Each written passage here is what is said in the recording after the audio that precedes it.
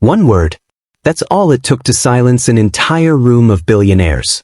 Isla Blackwood had been invisible for 3 years. Ignored at charity galas. Excluded from luncheons. Her name mysteriously missing from every guest list that mattered in Manhattan's elite circles. But on the night of the Vandermeer Foundation Gala, the most exclusive event of the social season, she walked to the center of the ballroom, looked her mother-in-law directly in the eyes, and spoke a single phrase that made champagne glasses freeze mid-air. What happened next didn't just change her life. It exposed a secret that had been buried for 30 years. A secret that proved Isla Chen wasn't just worthy of their world. She'd always belonged to it. This is the story of a woman who married into billions, survived a 3-year war of whispers and cruelty, and discovered that sometimes the greatest power comes from knowing exactly who you are.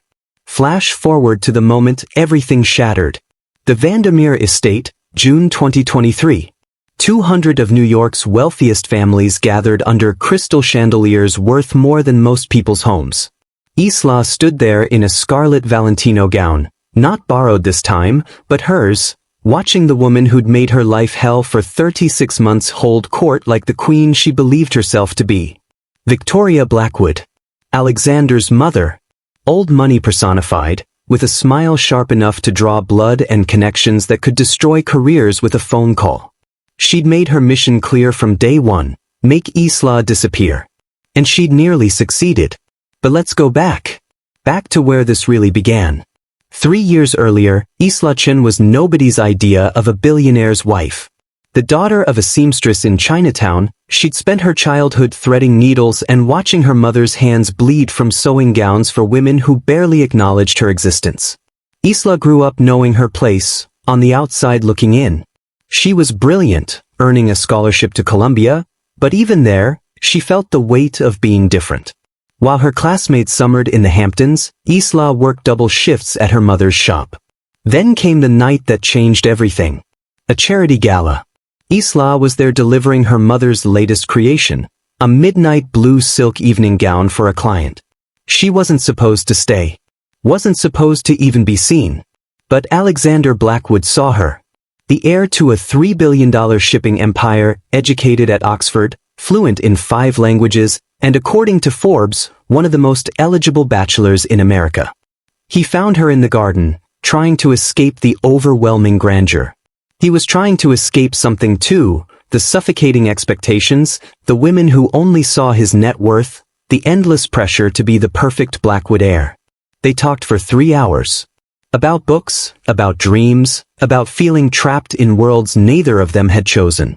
6 months later, against every warning from his family and every doubt screaming in her head, Isla said yes when Alexander proposed. She thought love would be enough.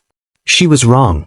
The wedding was spectacular, orchids flown in from Thailand, a private performance by a Grammy-winning artist, guess whose collective wealth could fund a small nation. But as Isla walked down that aisle, she saw the looks. The whispered assessments. The subtle head shakes from Alexander's mother. She'll never last. Poor thing doesn't even know which fork to use. The real war started immediately. Party invitations that never arrived. Charity boards that suddenly had no openings, despite recruiting just weeks before.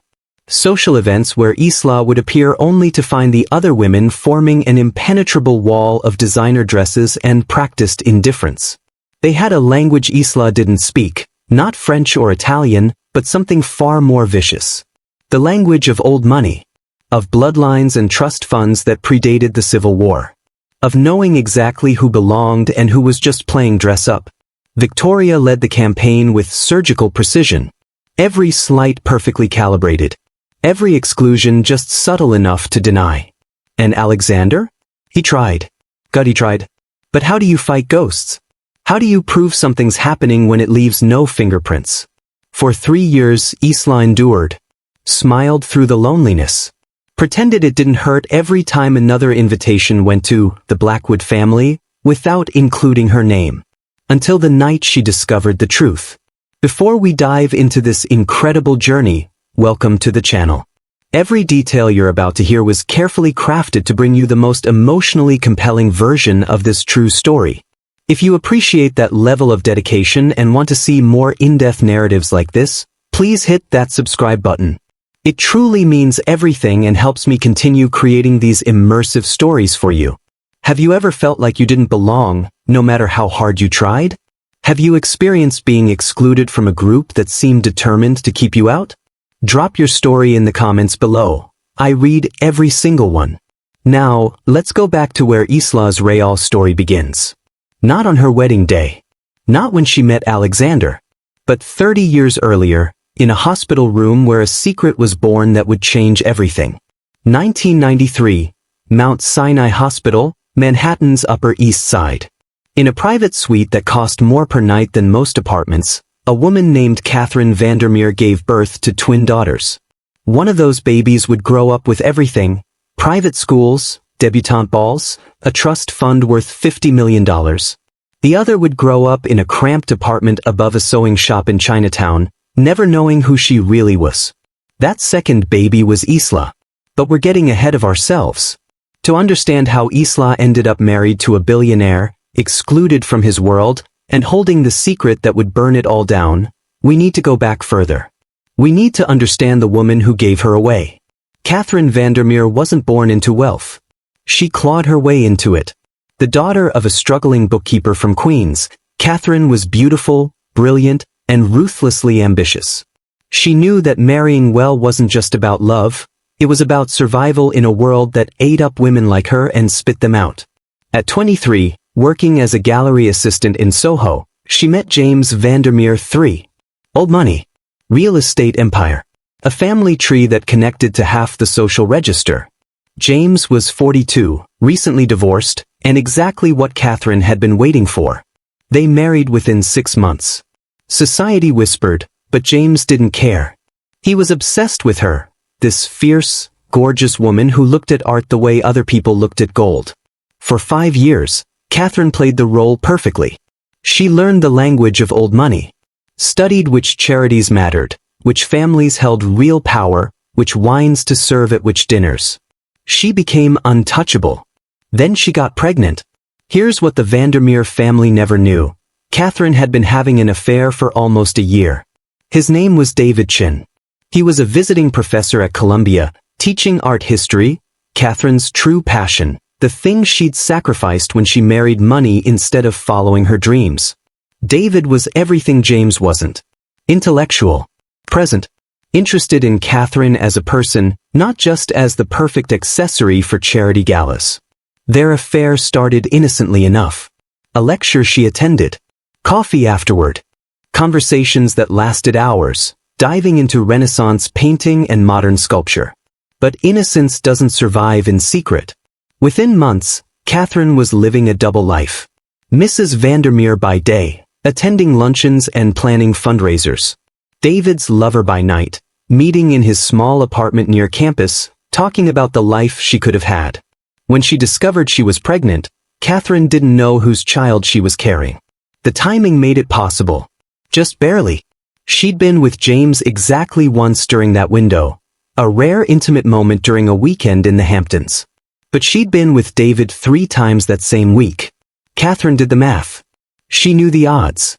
And she made a choice that would haunt her for 30 years. Mount Sinai Hospital.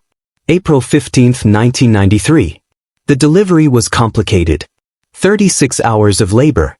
Catherine was exhausted, drugged, barely conscious when the doctor said something that made her blood freeze.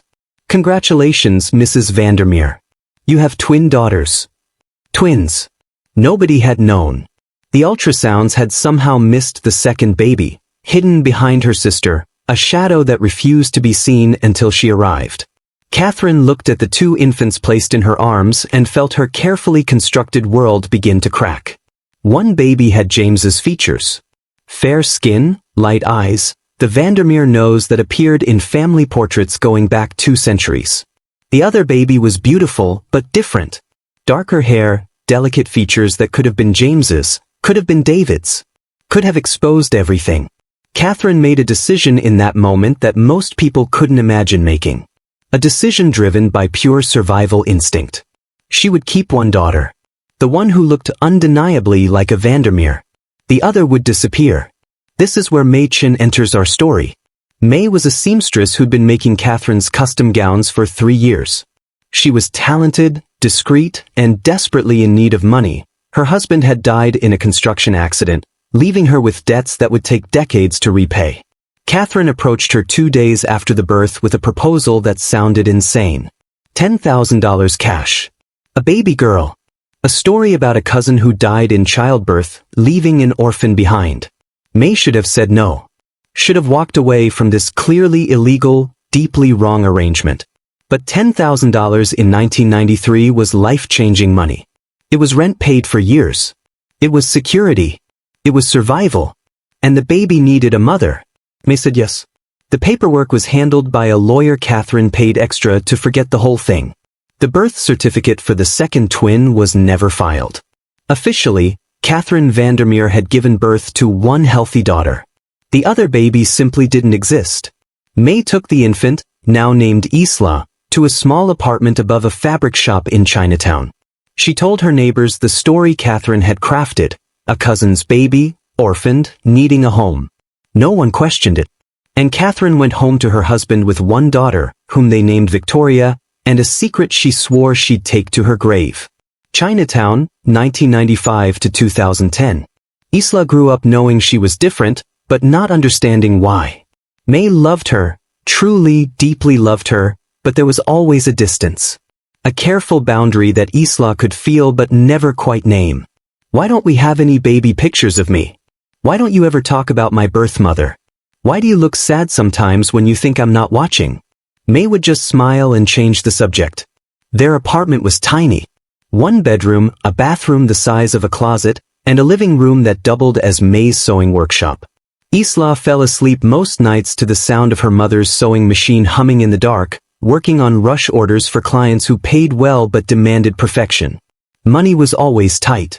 Not poverty-level desperate, but the kind of tight where you notice. Where you learn to make a dollar stretch, where you wear the same winter coat for 5 years, where eating out is a luxury reserved for birthdays. But Isla was happy. She didn't know any different.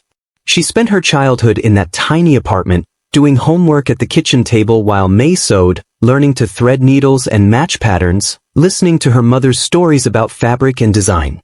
And sometimes, on rare occasions, Mei would work on gowns for very special clients. Clients who lived in a world Isla could barely imagine.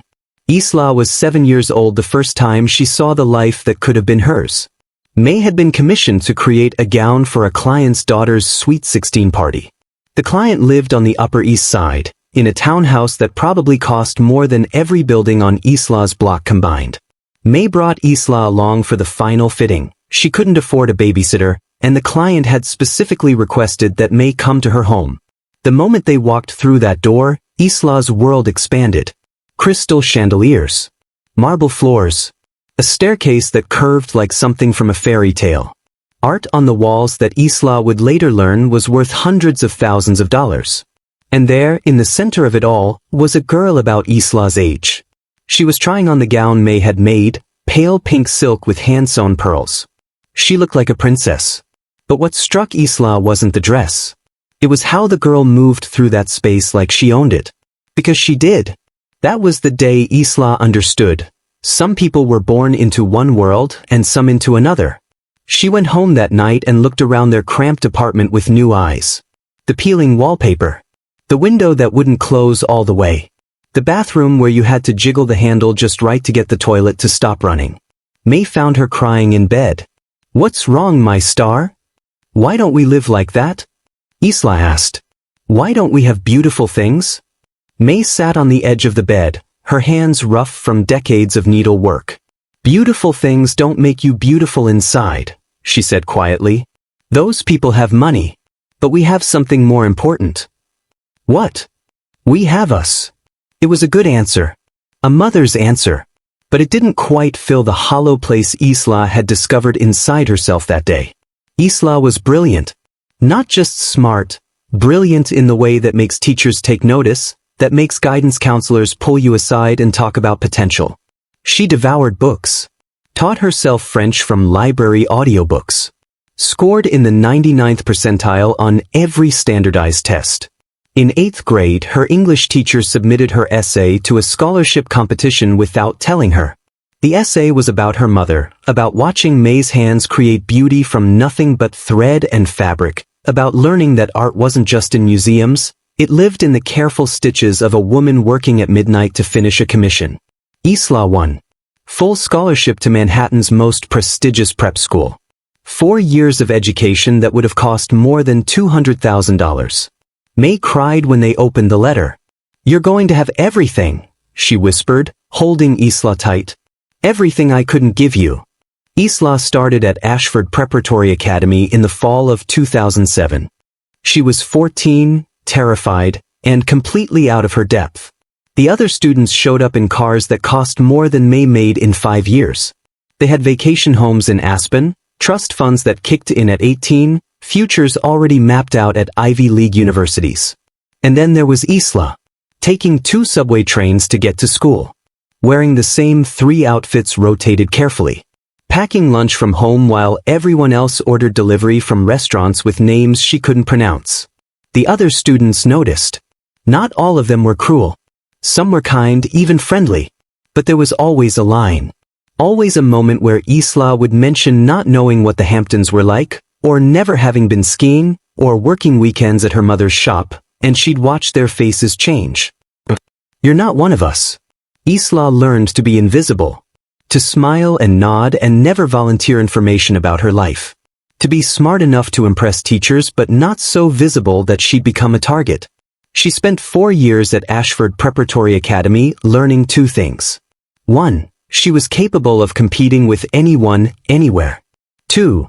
No matter how smart she would never truly belong. The acceptance letter from Columbia came in March of Isla's senior year. Full financial aid. Work-study.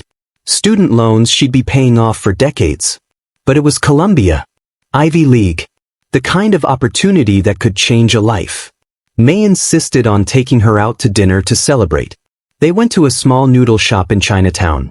The fancy one, where the dumplings were handmade and cost $3 instead of $1. "I'm so proud of you," May said, and there were tears in her eyes again. "Your mother would be so proud." It was a strange thing to say. May was her mother, had raised her, loved her, sacrificed everything for her. But sometimes, late at night when she thought Isla was asleep, May would look at old photographs, none of which included Isla as a baby, and cry so quietly that Isla could barely hear it. There was a story May wasn't telling. Isla had always known it. But she'd learned not to ask questions that would make her mother sad. Columbia was different from prep school. Bigger, more diverse, easier to disappear into the crowd. Isla studied art history, her true passion, inherited from a father she'd never known. She took extra shifts at the library to cover expenses. She barely slept, fueled by coffee and determination. And slowly, painfully, she started to build a life that felt like hers. She made friends. Real friends who didn't care that she wore thrift store clothes or that she'd never been to Europe. She dated occasionally, though nothing serious. She was too busy, too focused on the future she was building. By her senior year, Isla had graduated top of her class, earned admission to Columbia's graduate program in art history, and landed an internship at the Metropolitan Museum of Art. She'd done everything right. She'd earned her place through pure merit. And yet, there was still that hollow feeling. That sense of watching life through glass, always on the outside looking in. Then came the night that changed everything. May 2019. The annual Metropolitan Art Foundation Gala. Isla wasn't supposed to be there as a guest. She was there working, helping her mother deliver a gown to a client who'd waited until the absolute last minute for alterations. The gown was exquisite. Midnight blue silk, hand-beaded with thousands of tiny crystals that caught the light like stars. May had worked on it for 3 weeks straight, her fingers bleeding by the end. They arrived at the Plaza Hotel through the service entrance. A staff member directed them to a private dressing room where the client was waiting. The woman barely acknowledged May. Didn't say thank you. Just examined the dress with critical eyes, found one microscopic flaw, and demanded it be fixed immediately. Isla watched her mother's shoulders slump. "Of course," May said quietly. "It will just take a few minutes." Isla felt something crack inside her chest.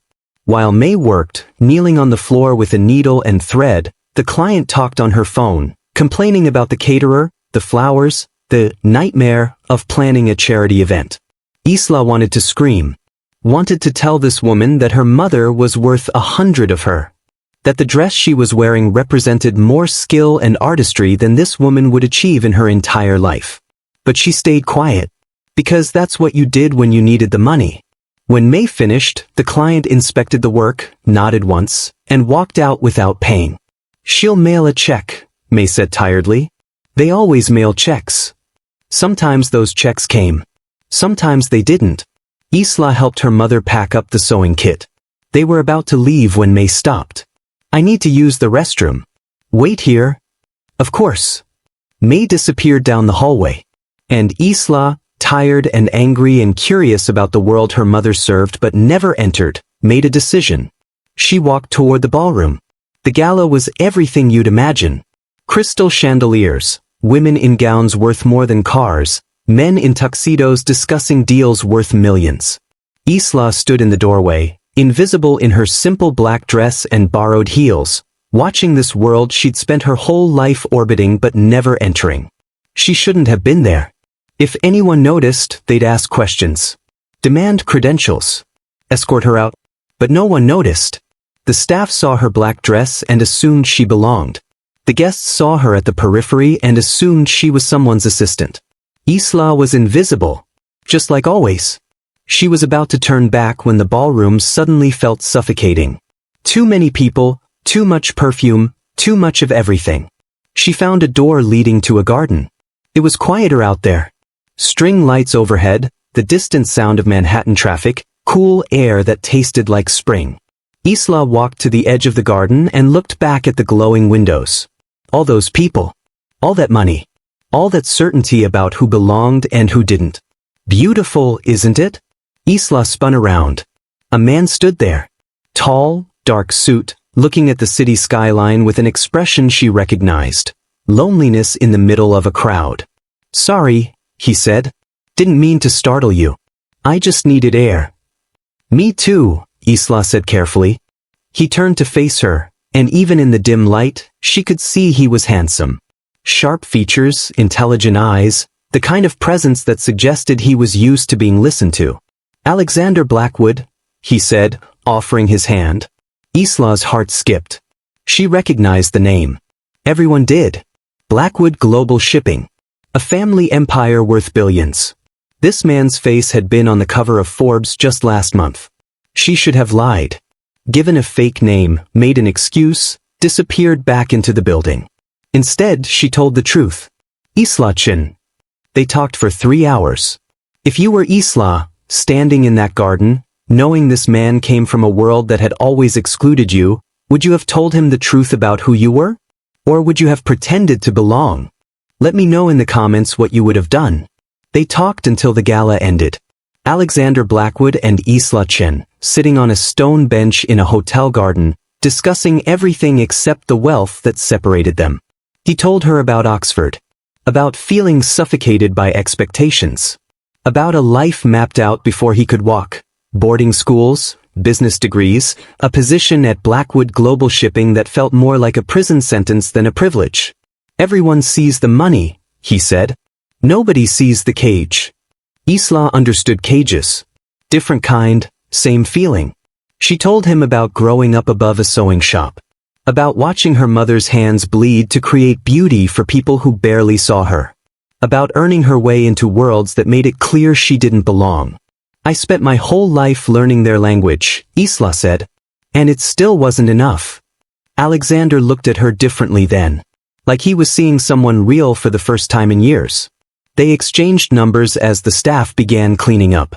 Alexander hesitated before leaving, like he wanted to say something more. Can I see you again? He finally asked. Isla knew she should say no. This man lived in a different universe. Nothing good could come from crossing that line. Yes, she said anyway. The next 6 months were like living in a dream Isla kept expecting to wake up from. Alexander called the next day. Asked her to dinner. Picked her up in a car that probably cost more than May had earned in a decade, but treated Isla like she was the only person who mattered.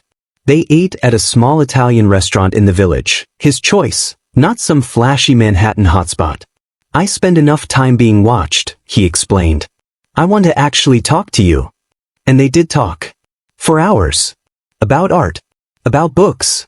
About the strange intersection of beauty and commerce that they'd both grown up around. Alexander understood things about the art world that surprised Isla. He'd studied art history at Oxford before his father forced him into business school. That was my rebellion, he said with a sad smile. 1 year of studying what I loved before I accepted my fate. It's not too late, Isla said. You could still. No. He shook his head. I'm the only son. The company is worth $3 billion. 16,000 employees depend on Blackwood Global. I don't get to walk away. Isla saw the weight he carried. The same weight her mother carried, just wrapped in different circumstances. They started seeing each other regularly. Coffee before Isla's morning classes. Walks through Central Park. Late-night phone calls that lasted until sunrise. Alexander was careful about being seen together in public. Not because he was ashamed, he made that clear, but because his world was vicious to outsiders. My mother, he said carefully, is very particular about family legacy. Red flag. Isla saw it. Ignored it. Because for the first time in her life, someone looked at her and saw everything she was, not everything she lacked. 3 months in, Alexander asked May's permission to officially court Isla. He showed up at the apartment above the shop unannounced, nervous in a way that probably surprised him. May made tea.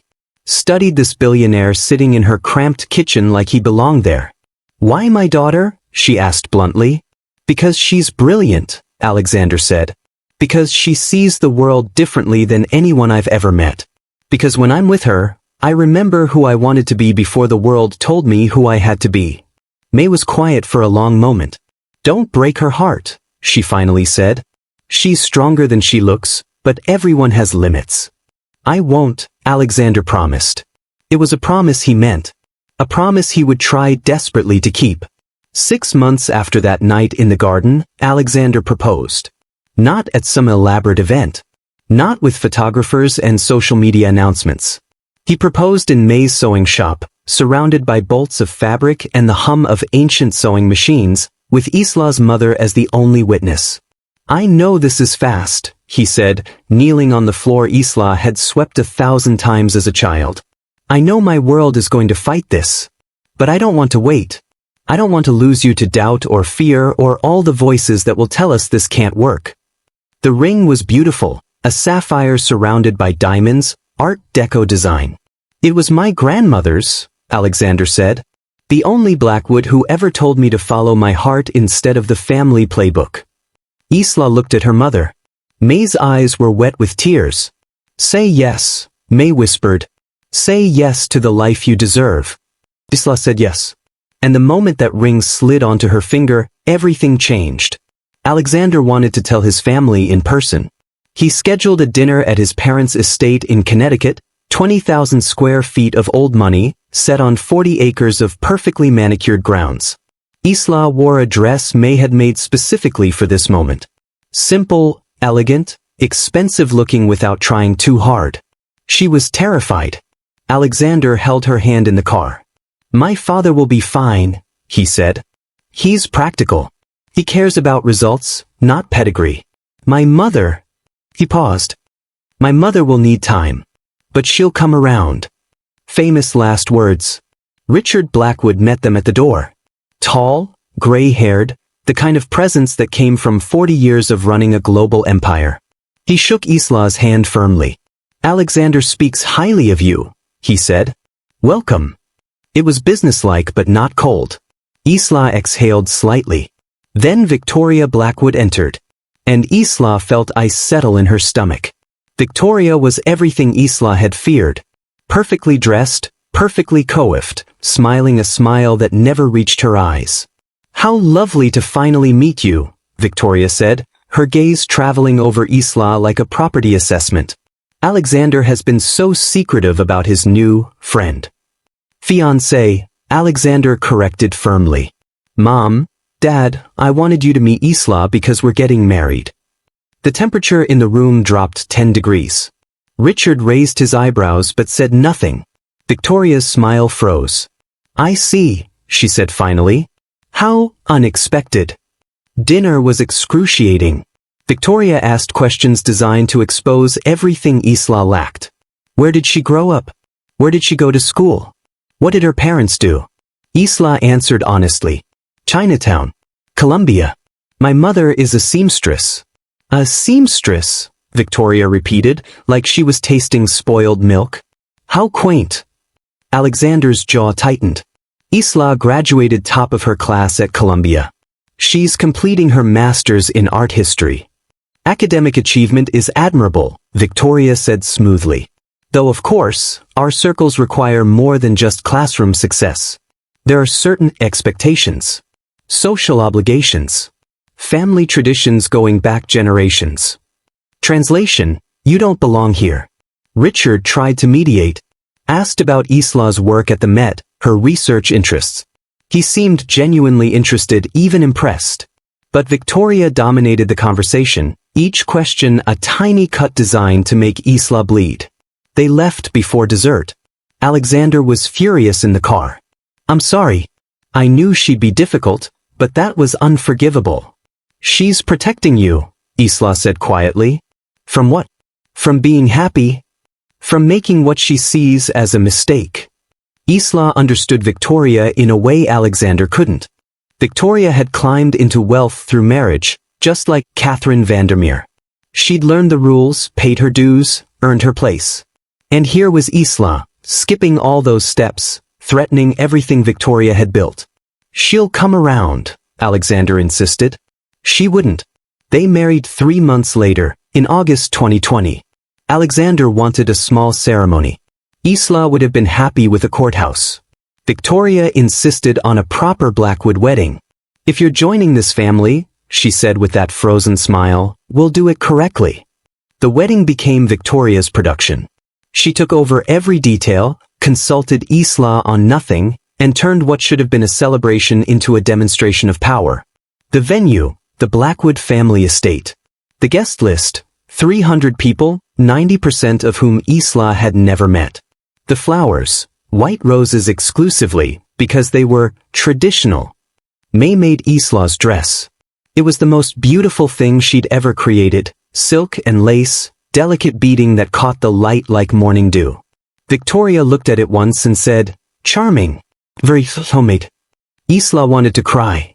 May told her to stand tall. You're marrying the man you love, May said, fastening the last button. That's all that matters. But walking down that aisle, seeing the faces of Alexander's family and friends, feeling their assessment, their judgment, their absolute certainty that she didn't belong, Isla understood something. This wasn't a wedding. It was a declaration of war. The ceremony was beautiful. Alexander's vows made her cry. You are the first real thing in my life, he said. Everything else has been performance. With you, I get to be myself. They kissed. The crowd applauded politely. And Isla became Mrs. Alexander Blackwood. At the reception, Victoria gave a toast that was masterful in its cruelty. To my son and his new bride, she said, raising her glass. May their love be as enduring as our family's legacy. And may Isla find her place in the Blackwood tradition. Everyone understood the subtext. She doesn't have one yet. Richard Blackwood pulled Isla aside later in the evening. Don't let Victoria intimidate you, he said quietly. She's protective, but she's not cruel. Give her time. He was wrong about the cruelty. Alexander and Isla moved into a penthouse in Tribeca, his wedding gift to her. $18 million, views of the entire city, more space than Isla knew what to do with. It's too much, Isla said, standing in the living room that was bigger than her childhood apartment building. Nothing is too much for you, Alexander said, pulling her close. But it was too much. All of it. The penthouse came with expectations. Decorators to hire. Staff to manage. A lifestyle that required constant maintenance. Alexander tried to make it easy. He hired a personal assistant for Isla to help coordinate her schedule. He arranged introductions to charity boards that might be interested in her art history background. But every introduction was another test Isla wasn't prepared for. "You must join the junior league," one woman said at a luncheon Alexander had arranged. "It's essential for young wives in our circles." "I'm still finishing my master's," Isla explained. The woman looked confused. "Oh, you're still working?" Like it was a foreign concept. Isla began receiving invitations. Gallery openings, charity galas, society luncheons. She attended dutifully, wearing dresses May made because Isla couldn't stomach spending $10,000 on something she'd wear once. The other women noticed. Not cruelly, that would come later. But they noticed. "Where did you get that dress? I don't recognize the designer." "It's custom," Isla would say, which was true. "How lovely. You must give me the name." But when Isla explained her mother had made it, the conversation would shift. Subtly. A change in tone. A look exchanged with another woman. That kind of custom. Alexander didn't understand what was happening. He saw Isla attending events, meeting people, integrating into his world. He didn't see the 1,000 tiny cuts. The way conversations stopped when Isla approached. The way women would compliment her dress while mentally calculating its worth and finding it lacking. He didn't see because he'd never had to look for it. 1 month into the marriage, Isla attended her first charity board meeting as Mrs. Alexander Blackwood. The Metropolitan Museum's Young Patron Circle, a group that donated significant money to support emerging artists. It was perfect for Isla. Art history background, genuine passion, actual expertise. She prepared extensively. Research on funding priorities, proposals for new initiatives, thoughtful questions about allocation strategies. The meeting lasted 30 minutes. Isla spoke once. Afterward, the board chair, a woman named Margot Sinclair, old money, fourth-generation board member, pulled Isla aside. "You have wonderful ideas," Margot said with a kind smile. "But perhaps you might want to simply observe for the first year? Get a feel for how we do things before jumping in with suggestions." Isla went home and cried in the bathroom so Alexander wouldn't hear. It started small. Subtle. An invitation to a gala that listed the Blackwood family, but didn't include Isla's name. A charity luncheon where Isla's RSVP was somehow lost, leaving her without a seat. A gallery opening where the host seemed surprised to see her, despite sending an invitation to both Alexander and Isla. "These things happen," Alexander said when Isla mentioned it. "Clerical errors. I'll have my assistant follow up." But they kept happening. 2 months into the marriage, the pattern was undeniable. Isla was being systematically excluded. Not openly, that would be too obvious. But through 1,000 small administrative mistakes that added up to a clear message: "You're not welcome here." The women who did include Isla made sure she knew it was charity. "I insisted they add you to the committee," one woman said at a fundraiser. "I told them it doesn't matter where someone comes from, everyone deserves a chance." Like Isla should be grateful. Like being included was a gift, not a right. Alexander started noticing when invitations came to Mr. Alexander Blackwood and guest, instead of including Isla's name. "That's insulting," he said, tearing up one particularly egregious invitation. "You're my wife, not my plus one." He called the host directly. Made it clear that excluding Isla was excluding him. That's when the pattern changed. Invitations started including both their names. But when they arrived at events, Isla could feel the resentment. The forced smiles. The subtle ways other women would position themselves to exclude her from conversations. And at the center of it all, like a puppet master pulling invisible strings, was Victoria Blackwood. Victoria was brilliant in her cruelty because she left no fingerprints. She never personally excluded Isla. Never sent invitations that left her out. Never made cutting remarks where Alexander could hear. But somehow, every charity board Victoria sat on suddenly had no openings when Alexander suggested Isla join. Every social event Victoria influenced quietly became one where Isla felt unwelcome. Every woman who wanted Victoria's approval learned quickly that including Isla was unwise. Isla tried to talk to Victoria directly. 3 months into the marriage, she arranged lunch. Just the two of them. A neutral restaurant. Victoria arrived 20 minutes late, full of apologies about a board meeting. "I'm so glad we could do this," Victoria said warmly. "I've been meaning to get to know you better." Isla decided to be direct. "I feel like you don't approve of my marriage to Alexander." Victoria's smile didn't waver. "Whatever gave you that impression? The way you look at me. The way your friends treat me. The way every door I try to open in this world seems to close before I reach it." Victoria set down her fork carefully. "Isla, dear, I think you're being paranoid. My friends are very welcoming. If you're having trouble fitting in, perhaps it's because you're not quite prepared for this world. These things take time. Generations, really." There was the knife wrapped in silk. "I love your son," Isla said quietly. "I'm sure you do." Victoria's tone suggested doubt. "But love isn't always enough, is it? Alexander has responsibilities. Legacy. The Blackwood name means something. And that meaning must be protected. From me. From anyone who doesn't understand what's at stake." Isla left that lunch understanding exactly where she stood. Victoria would never accept her. Would never stop trying to push her out. And Alexander, despite his love, despite his intentions, couldn't protect her from a war fought with social weapons he'd never learned to recognize. 6 months into the marriage, Isla stopped attending events. Not dramatically. She didn't make announcements or demands. She just quietly declined invitations, citing school, work, exhaustion. Alexander noticed.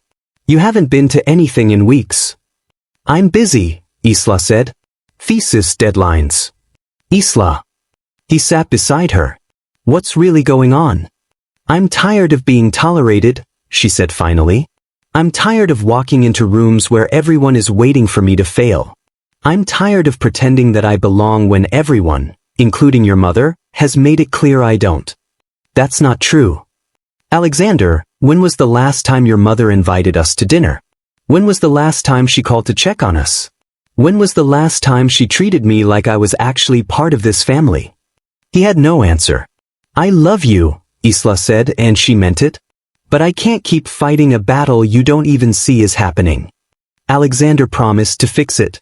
To talk to his mother. To make things right. He tried. He confronted Victoria at her home.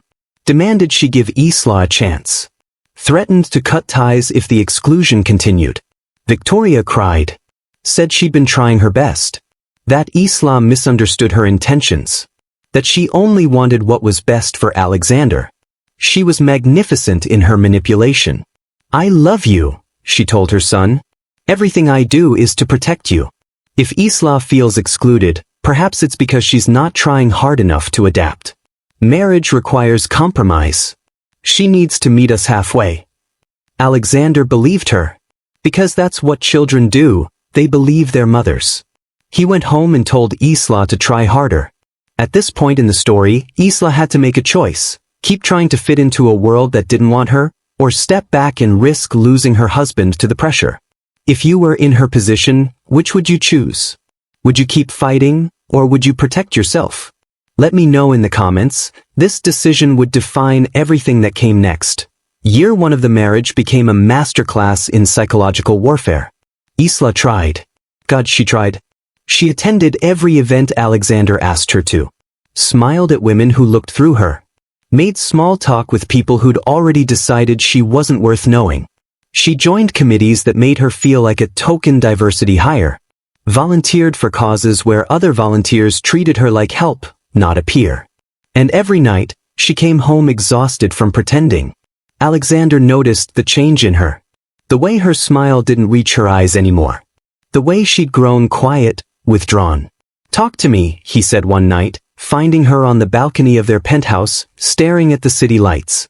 "What do you want me to say?" Isla asked. "That your world is slowly crushing me? That every day I feel more invisible? That I'm losing myself trying to become someone they might accept?" "Then stop trying," Alexander said. "Be yourself. That's who I fell in love with. Your world doesn't want me to be myself. It wants me to disappear." But Alexander couldn't see it. He'd grown up in this world, where exclusion was an art form so refined it left no evidence. When Isla tried to explain how women would physically turn their backs when she approached, he thought she was being paranoid. When she showed him invitations that listed his name but not hers, he said it was clerical error. When she told him his mother was orchestrating her isolation, he defended Victoria. "She's my mother. She loves me. She wouldn't deliberately hurt my wife." Isla stopped trying to make him understand. 15 months into the marriage, Isla was expected to join the Metropolitan Museum's Preservation Gala Committee. It was a position Victoria herself held for 20 years. A prestigious role that came with real responsibility, allocating a $5 million budget for museum restoration projects. Alexander thought it was perfect for Isla. Art history background, genuine passion, a chance to contribute meaningfully. What he didn't know, Victoria had handpicked the other committee members. The first meeting was held at the museum itself, in a private conference room overlooking Central Park. Isla arrived 15 minutes early, prepared with research and ideas. The other 5 women arrived together, already deep in conversation. "Oh," said one, a blonde named Charlotte whose family founded half of Manhattan's cultural institutions. "You're here." Not, "Hello." Not, "Welcome." "You're here." Like Isla's presence was an inconvenience they'd have to endure. The meeting started without any introduction or welcome. The women discussed ongoing projects, using abbreviations and inside references that assumed everyone was already fluent in museum politics. Isla tried to follow along, taking notes, waiting for an appropriate moment to contribute. When she finally spoke, offering a thoughtful suggestion about prioritizing restoration of works by underrepresented artists, the room went silent. Charlotte smiled. "That's a lovely idea for someone new to this work. But we have protocols. Priorities that have guided this committee for decades. Perhaps once you've been here longer, you'll understand our approach." Translation: your opinion doesn't matter. The meeting continued as if Isla hadn't spoken. 3 hours later, when the meeting finally ended, the other women left together, still talking, still laughing. Nobody said goodbye to Isla. She sat in that empty conference room and felt something crack inside her chest. Not anger. Not even sadness. Resignation. This was her life now. Being tolerated. Being dismissed. Being reminded constantly that she would never be enough. 18 months into the marriage, Isla discovered she was pregnant. She took the test alone in the penthouse bathroom while Alexander was at work. Sat on the floor staring at 2 pink lines that changed everything.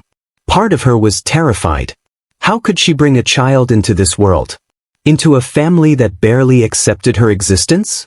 But part of her, the part that had survived everything else, felt hope.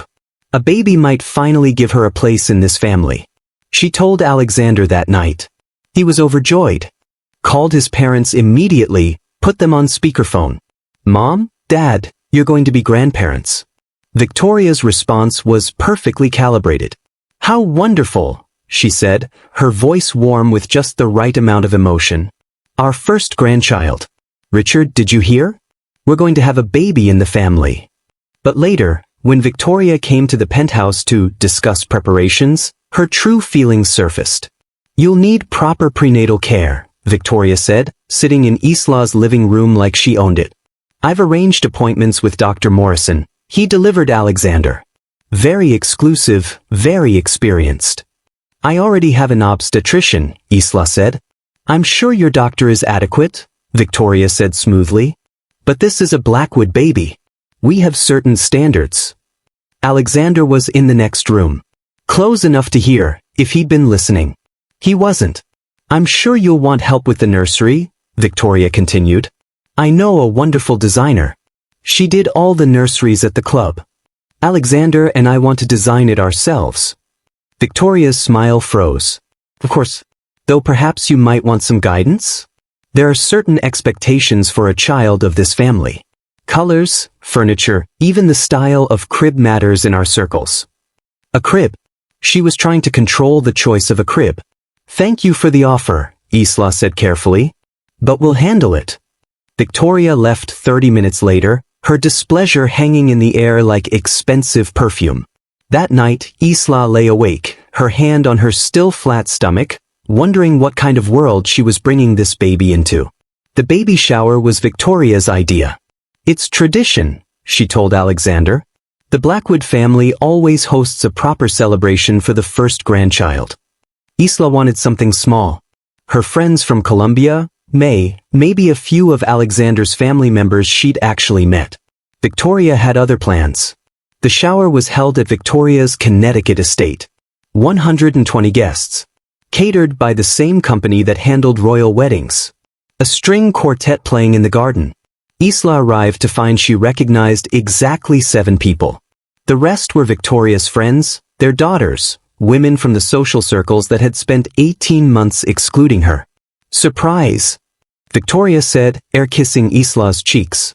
"I wanted everyone to celebrate this wonderful news." It was a power move disguised as generosity. The afternoon was excruciating. Women cooed over baby clothes worth more than most people's monthly rent. They discussed private schools Isla had never heard of. They shared stories about nannies and nurses and au pairs. "You'll definitely want night staff," one woman said to Isla. "I couldn't have survived those first months without Helga." She was Mary Poppins and Florence Nightingale combined. Isla thought about her mother, who'd raised her alone in a one-bedroom apartment, working 16-hour days. "I'm planning to care for my baby myself," she said. The women looked at her like she'd suggested something obscene. "How admirable," Charlotte said. "Very hands-on. Though of course you'll still want proper help. For social obligations." Translation: you'll need someone to raise your child while you attend events where you're not welcome. May was there, invited because it would have been too obviously cruel to exclude her. She sat in the corner, perfectly dressed in an outfit she'd made herself, looking as out of place as Isla felt. Their eyes met across the room. May's expression said everything. "I'm sorry. I'm so sorry I encouraged this." The gift opening ceremony was its own humiliation. Victoria had coordinated all the gifts, meaning everyone had purchased items from a registry Isla never created. Designer baby clothes. A stroller that cost $8,000. A crib made by some Italian furniture designer whose name Isla couldn't pronounce. "These are lovely," Isla said mechanically, gift after gift. "Thank you." She wanted to scream. When it was finally over, when the last guest left and the caterers cleaned up, Victoria found Isla sitting alone in the garden. "I hope you enjoyed today," Victoria said. "I wanted to make sure everyone knew this baby was loved and welcomed." "The baby? Not Isla. Never Isla. Why do you hate me?" Isla asked suddenly. The pregnancy hormones, the exhaustion, the relentless pressure, something broke. Victoria sat down on the bench beside her. "I don't hate you," she said, and for a moment she sounded almost sincere. "I just know how this story ends. I've seen it a dozen times. The outsider who marries in, convinced love is enough. And then, slowly, the reality sets in. The differences. The incompatibility. The eventual divorce. That won't happen to us. Won't it?" Victoria looked at her directly. "You're miserable, Isla. Anyone can see it. And eventually, Alexander will see it too. He'll see that you can't be happy in his world. And he'll have to choose. Between his wife and his family. Yes. And you'll make sure he chooses you." Victoria stood up, smoothing her dress. "I don't have to make him do anything. Reality will do it for me. You don't belong here, Isla. You never did. And pretending otherwise is hurting everyone, including my son." She walked away, leaving Isla sitting in a garden that probably cost more to maintain than Isla's childhood apartment building was worth. And for the first time, Isla wondered if Victoria was right. 22 weeks into the pregnancy, Isla woke up bleeding. Alexander rushed her to the hospital. The same hospital where she'd been born, though she didn't know that yet. The doctors moved efficiently, calmly. Ultrasounds. Tests. Careful examinations. And then the words that shattered everything. "I'm sorry. There's no heartbeat." The baby was gone. The medical term was late miscarriage. The emotional term was devastation. They induced labor because the pregnancy was too advanced for other options. Isla spent 12 hours in a hospital room, delivering a daughter who would never take a breath. Alexander held her hand through all of it, cried with her, whispered promises that everything would be okay even though nothing would ever be okay again. The baby was tiny, perfect, a girl they named Emma Grace, after both their grandmothers. The hospital asked if they wanted photographs, memory boxes, footprints. Isla said yes to everything, desperate to have something to prove this baby had existed. They buried Emma in the Blackwood family cemetery, a tiny grave marker under an oak tree. Victoria sent flowers, called with condolences, said all the right things. But there was something in her voice, a relief she couldn't quite hide. The problematic pregnancy was over. The complication had resolved itself. The grief nearly destroyed them both. Alexander threw himself into work. 16-hour days, business trips that kept him gone for weeks. Isla understood. He was running from pain he didn't know how to process. But his running left her alone with hers. She stopped leaving the penthouse. Stopped answering calls. Stopped pretending she was okay. May came every day. Brought soup Isla wouldn't eat. Sat beside her daughter and just existed in the same space. "This isn't your fault," May said one afternoon. "Then whose fault is it?" Isla asked. "The doctors said there was no medical reason. She was healthy. I was healthy." She just stopped. Sometimes life is cruel for no reason. But Isla couldn't help wondering, would Emma still be alive if Isla hadn't been so stressed? If she hadn't spent 9 months being reminded she didn't belong? If her body hadn't been constantly flooded with the cortisol of exclusion and rejection? She knew it wasn't logical. The doctors confirmed it. But grief isn't logical. 3 months after the miscarriage, Alexander came home early from work. Found Isla standing in what was supposed to be the nursery, staring at boxes of baby clothes they'd never opened. "We should get rid of these," he said gently. "No. Isla. Not yet. Please. Not yet." He held her while she cried. But even his arms couldn't protect her from the emptiness. Do you think Isla should have left at this point? Should she have protected herself and walked away from a marriage that was slowly breaking her? Or was staying and fighting the right choice? Share your perspective in the comments. 2 years into the marriage, Isla's thesis advisor invited her to a gallery opening in Chelsea. "You need to get out," Dr. Martinez said. "I know you're grieving. But you're also brilliant, and the world needs your work." Isla almost said no. But something, stubbornness, maybe, or the last shred of who she used to be, made her say yes. The gallery was small, intimate. Emerging artists, experimental work, the kind of art that challenged and provoked. Isla felt something stir in her chest. Something she hadn't felt in months. Interest. Curiosity. She was studying a particularly striking piece, abstract, raw, visceral, when someone spoke beside her. Powerful, isn't it? Isla turned. A woman about her age, stylishly dressed, genuine smile. "It is," Isla agreed. "I'm Isla Chen, the artist." They talked for an hour. About art, about the piece, about what it meant to create something from pain. Sophie mentioned she was curating a small exhibition at a downtown gallery. Emerging artists exploring themes of identity and belonging. "Would you be interested in writing something for the catalog?" Sophie asked. "Dr. Martinez said you're brilliant at contextualizing contemporary work." It was the first time in 2 years anyone had wanted Isla for her skills, not her last name. "Yes," Isla said. "I'd love to." She went home that night feeling something she'd almost forgotten, hope. But hope came with a price.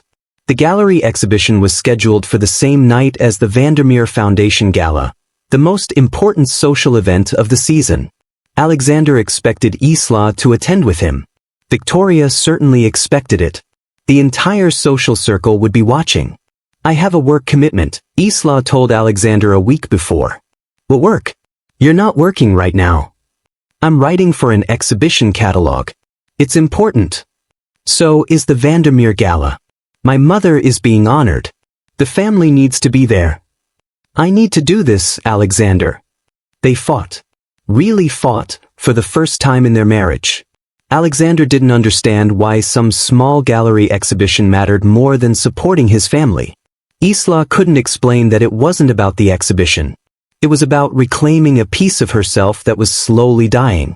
"You're asking me to choose," she said finally. "Between what? Between being your wife or being myself? Those shouldn't be different things. But they are. Your world, your family, they've made it clear I can only be one or the other. I can be Mrs. Alexander Blackwood, silent and decorative and erased. Or I can be Isla Chen, with thoughts and work and value beyond who I married." Alexander looked stricken. "That's not fair." "No," Isla agreed. "It's not. Nothing about this has been fair." She went to the gallery exhibition. Alexander went to the gala. And the distance between them became a canyon. The exhibition was successful. Isla's catalog essay was praised. She felt useful, valued, seen for the first time in years. She was packing up at the end of the night when Dr. Martinez approached with someone Isla didn't recognize. "Isla, this is Catherine Ashford. She's with the Whitney Museum. Catherine, this is the brilliant young scholar I was telling you about." Catherine Ashford. The name registered vaguely. Someone important in the art world. They talked briefly. Catherine mentioned the Whitney was planning a major exhibition on identity and heritage in contemporary art. Would Isla be interested in consulting? "Absolutely," Isla said. As Catherine left, she paused. Looked at Isla with an odd expression. "I'm sorry, have we met before? You look familiar." "I don't think so," Isla said. "Perhaps at a gala? I know your husband. Alexander Blackwood." The name change. Always the name change. "Yes, I'm his wife." "No, before that." Catherine frowned. "There's something about your face. The bone structure. You remind me of someone." She couldn't place it. Shrugged it off. Said goodbye. But the comment stayed with Isla. "You remind me of someone." Isla couldn't sleep that night. Something about Catherine's words haunted her. "You look familiar." She'd heard variations of that her whole life. People saying she had one of those faces. Strangers in the subway doing double takes. She'd always assumed it was just the universal experience of having generic features. But what if it wasn't? At 3 in the morning, unable to quiet her mind, Isla did something she'd been avoiding for months. She went into the spare bedroom where they'd packed away all the baby things. Found the memory box the hospital had given them. Inside, Emma's tiny footprints. A hospital bracelet. A single photograph. And Emma's birth certificate. Isla had never actually looked at it closely before. The grief had been too raw. But now, in the quiet darkness, she studied it. There, in small print, Hospital of Birth, Mount Sinai Medical Center. Date, April 15, 2021. Mount Sinai. The same hospital where Isla was supposed to have been born, according to the papers May had shown her once. Isla felt something cold settle in her stomach. April 15th. She grabbed her phone. Searched through old family documents May had given her when she got married. Found her birth certificate. The one May had for her. Also April 15th. Mount Sinai Medical Center. 1993. The same hospital. The same date. 28 years apart. Isla sat in that dark room, her daughter's birth certificate in one hand, her own in the other, and felt the first whisper of a truth that would change everything. What if the reason she looked familiar to people in Manhattan's elite circles wasn't coincidence? What if she'd always been one of them? Isla couldn't let it go. She started researching. Late nights when Alexander was asleep or traveling. Careful searches that wouldn't trigger questions. She looked up Mount Sinai birth records from April 1993. Found nothing. Privacy laws protected that information. She searched for families in Manhattan's social register who had daughters born around that time. And then she found it. An announcement in the New York Times Society pages. April 20th, 1993. Mr. and Mrs. James Vandermeer III are delighted to announce the birth of their daughter, Victoria Catherine Vandermeer, born April 15th at Mount Sinai Medical Center. Mother and baby are doing well. Victoria Catherine Vandermeer. Alexander's mother was Victoria Blackwood. Née Vandermeer. Born Victoria Catherine Vandermeer. The same hospital. The same date. The same name as the baby in the announcement. Isla searched for more information. Found wedding announcements, society photos, charity listings. Catherine Vandermeer had married James Vandermeer III in 1988. Had Victoria in 1993. But there was something odd about the birth announcement. Something that nagged at Isla's researcher brain. Mother and baby are doing well. Not mother and daughter. Not the typical language. Baby.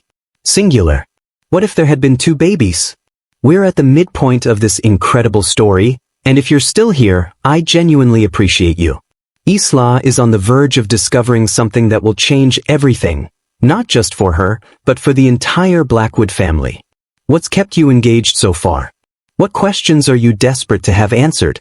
Let me know in the comments, and thank you for being on this journey. Isla hired a private investigator on a Tuesday morning in March. She didn't tell Alexander. Didn't tell anyone. She just walked into a small office in Midtown, sat across from a man named Marcus Webb who specialized in finding things people wanted buried, and laid out everything she discovered. The matching birth dates. The hospital.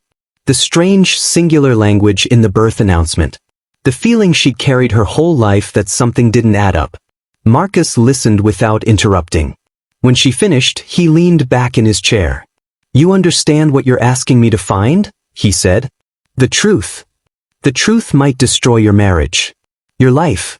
Are you sure you want that?" Isla thought about the last 2 years. The exclusion. The cruelty. The feeling of being slowly erased. "I'm already destroyed," she said. "I just want to know why." Marcus took the case. The investigation took 6 weeks. 6 weeks of Isla pretending everything was normal. Attending the occasional event with Alexander. Smiling at his mother. Acting like she wasn't sitting on a bomb that might explode her entire existence. Alexander noticed something was different. "You seem lighter," he said one evening. "Happier." She was. Because hope, even terrible, dangerous hope, was better than resignation. "I'm working on something," Isla said carefully. "For the Whitney Museum. It's giving me purpose again." It wasn't a lie.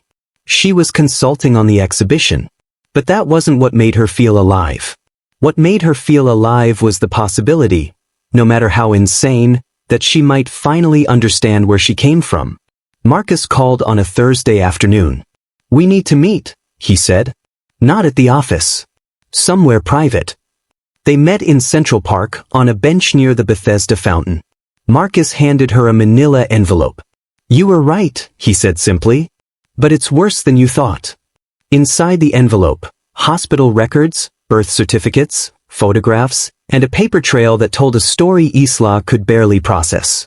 Catherine Vandermeer had given birth to twins on April 15, 1993. The hospital records were clear.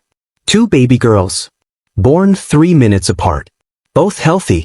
But only one birth certificate was ever filed. Only one baby left the hospital in Catherine's arms. The second baby, the one with darker features, the one who might have revealed an affair, disappeared from all official records. That baby was given to a seamstress named Isla Chen. Marcus had found the financial records. $10,000, cash, paid to May 3 days after the birth. A lawyer who'd since died but whose records showed he'd handled an informal adoption. And photographs. Old society page photos of Catherine Vandermeer at charity events. She looked exactly like Isla. "There's more," Marcus said quietly. "I tracked down David Chin. The man who was having an affair with Catherine Vandermeer in 1993. He's your biological father. He died in 2015. Heart attack. But before he died, he left letters. I found them in a storage unit his sister was renting. He never knew about you, but he documented the affair. Wrote about Catherine ending things abruptly when she got pregnant." Isla stared at the photographs. At Catherine's face, her face, staring back from 30-year-old newsprint. "Who's the other baby?" she whispered. "Victoria Blackwood. Your husband's mother. Your twin sister." The world tilted. Everything, every cruel word, every exclusion, every moment of feeling like she didn't belong, suddenly made a horrifying kind of sense. Victoria had spent 2 years trying to push out her own sister. Without knowing they were sisters, Isla went straight to Chinatown. Found May in the shop, working on alterations. When May saw Isla's face, she set down her needle. "You know," May said quietly. "Why didn't you tell me?" May closed the shop. Sat at the small kitchen table where Isla had done homework as a child. "Catherine made me promise," May said. "Made me swear I would never tell you who you really were. She said it would destroy her family. Destroy you. She said the only way you could have a good life was if you never knew." "A good life?" Isla's voice cracked. "I spent my whole life feeling like I didn't belong. Like there was something wrong with me." "There's nothing wrong with you," May said fiercely. "You are perfect. You always have been. You're not my mother." The words hung between them, sharp and terrible. May's eyes filled with tears. "I raised you. I loved you. I sacrificed everything for you. Biology doesn't make a mother. Love does." Isla felt her anger crack. Because it was true. May had been her mother in every way that mattered. "Does Catherine know where I am?" Isla asked. "No. I was told to disappear completely. No contact. No trail. She paid me that money and I was supposed to vanish with you. But you stayed in New York. Where else would I go?" May said simply.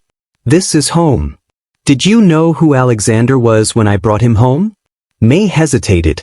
"Not at first. But when you said his mother's name was Victoria Vandermeer, I wondered. I never thought." She trailed off. "I never thought you'd marry into the very family that gave you away." Isla laughed. It came out broken, bitter. The universe has a sick sense of humor. Isla spent a week processing the truth. A week of looking at herself in mirrors and seeing Catherine's face.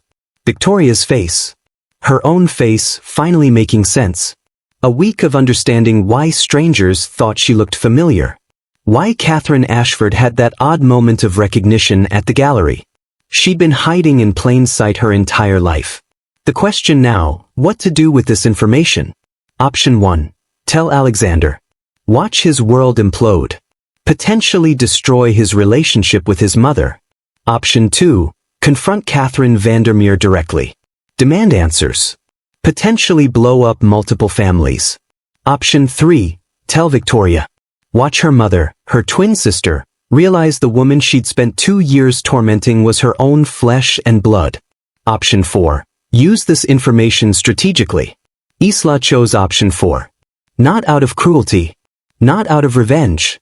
Out of self-preservation. Because she'd learned something important over the past 2 years. This world only respected power. And information was the ultimate power. Isla started studying the Vandermeer family. Not just surface-level society page information. Deep research. Family history. Business dealings. Social connections. She discovered that Catherine's maiden name, before she married James Vandermeer, was Catherine Lauren. Her family had come from Quebec 3 generations back. They spoke French. More specifically, they spoke a particular dialect of French mixed with phrases from an old family language, a private family code passed down through generations. Isla found references to it in old letters Marcus had uncovered. Family members using specific phrases that weren't quite French, weren't quite English. It was the true language of the Vandermeer family. The one that predated their American wealth. The one only blood family knew. And Isla had 6 weeks to learn it. She hired a tutor. An elderly woman from Quebec who'd worked for the Lauron family decades ago. Who remembered the phrases, the cadence, the specific way Catherine's grandmother had spoken. Every day for 6 weeks, Isla studied. Not just words, context, history. The stories behind the language. She learned that Catherine's grandmother used to say, "Le sang any ment pas," blood doesn't lie, when teaching her grandchildren about family loyalty. She learned the Lauron family's private toast, "Ux racines que nous tenant," to the roots that hold us. She learned the language Victoria had never been taught. Because Catherine had cut herself off from her heritage when she married into the Vandermeer fortune. Had traded her culture for a name, her identity for belonging. Just like she traded her second daughter. While Isla prepared for the confrontation, Her work with the Whitney Museum flourished. Catherine Ashford was impressed with Isla's research, her insights, her ability to contextualize identity and heritage in contemporary art. "You have a gift," Catherine said during one of their meetings. "You understand displacement, belonging. These are deeply personal themes for you, aren't they?" "You have no idea," Isla said. The exhibition, titled Bloodlines, Identity, Heritage, and the Stories We Inherit, opened in May. Isla's catalog essay was featured prominently. She'd written about adoption, about fractured families, about the search for belonging in a world that valued lineage above love. Critics praised it, called it raw, honest, necessary. Alexander attended the opening, stood beside Isla as gallery patrons congratulated her. "I'm proud of you," he said, and he meant it. But there was sadness in his voice, because he could feel her pulling away, becoming someone he didn't recognize, someone who didn't need him anymore. "Things are going to change," Isla said quietly. "What do you mean?" "I can't tell you yet, but soon. And when I do, I need you to trust me." Alexander looked worried. "Isla, what's going on?" "I'm becoming who I was supposed to be all along." The Vandermeer Foundation Gala was scheduled for June 15th, the most exclusive event of the social season. 200 of New York's most influential families. A celebration of Catherine Vandermeer's 50 years of philanthropic work. Victoria Blackwood was hosting. Isla received an invitation. Just like the previous year, it was addressed to Mr. Alexander Blackwood and guest. Not her name. Never her name. But this year, Isla didn't care. She RSVP'd yes. She commissioned May to make her address. Not borrowed. Not understated. Spectacular. Scarlet silk. Hand-beaded with crystals that caught light like fire. A design that echoed the Laurent family's heritage. Subtle French influences in the cut, the draping, the details only someone who knew would recognize. "You're sure about this?" May asked, pinning the final seam. "I've never been more sure of anything." "What are you going to do?" "I'm going to speak their language," Isla said. "The one they never taught Victoria." June 15th arrived. Isla spent the day preparing. Not just physically, mentally. Rehearsing what she'd say. How she'd say it. Marcus Webb had given her one final piece of information the day before. A photograph of Catherine's grandmother, taken in 1952. The woman looked exactly like Isla. Same bone structure. Same eyes. Same expression. "Show them this," Marcus said. "When they deny everything, show them proof they can't argue with." Isla wore the photograph in a locket around her neck. Alexander drove them to the Vandermeer estate in Connecticut. He kept glancing at Isla, sensing something was different. "You look incredible," he said. "Thank you. Are you okay?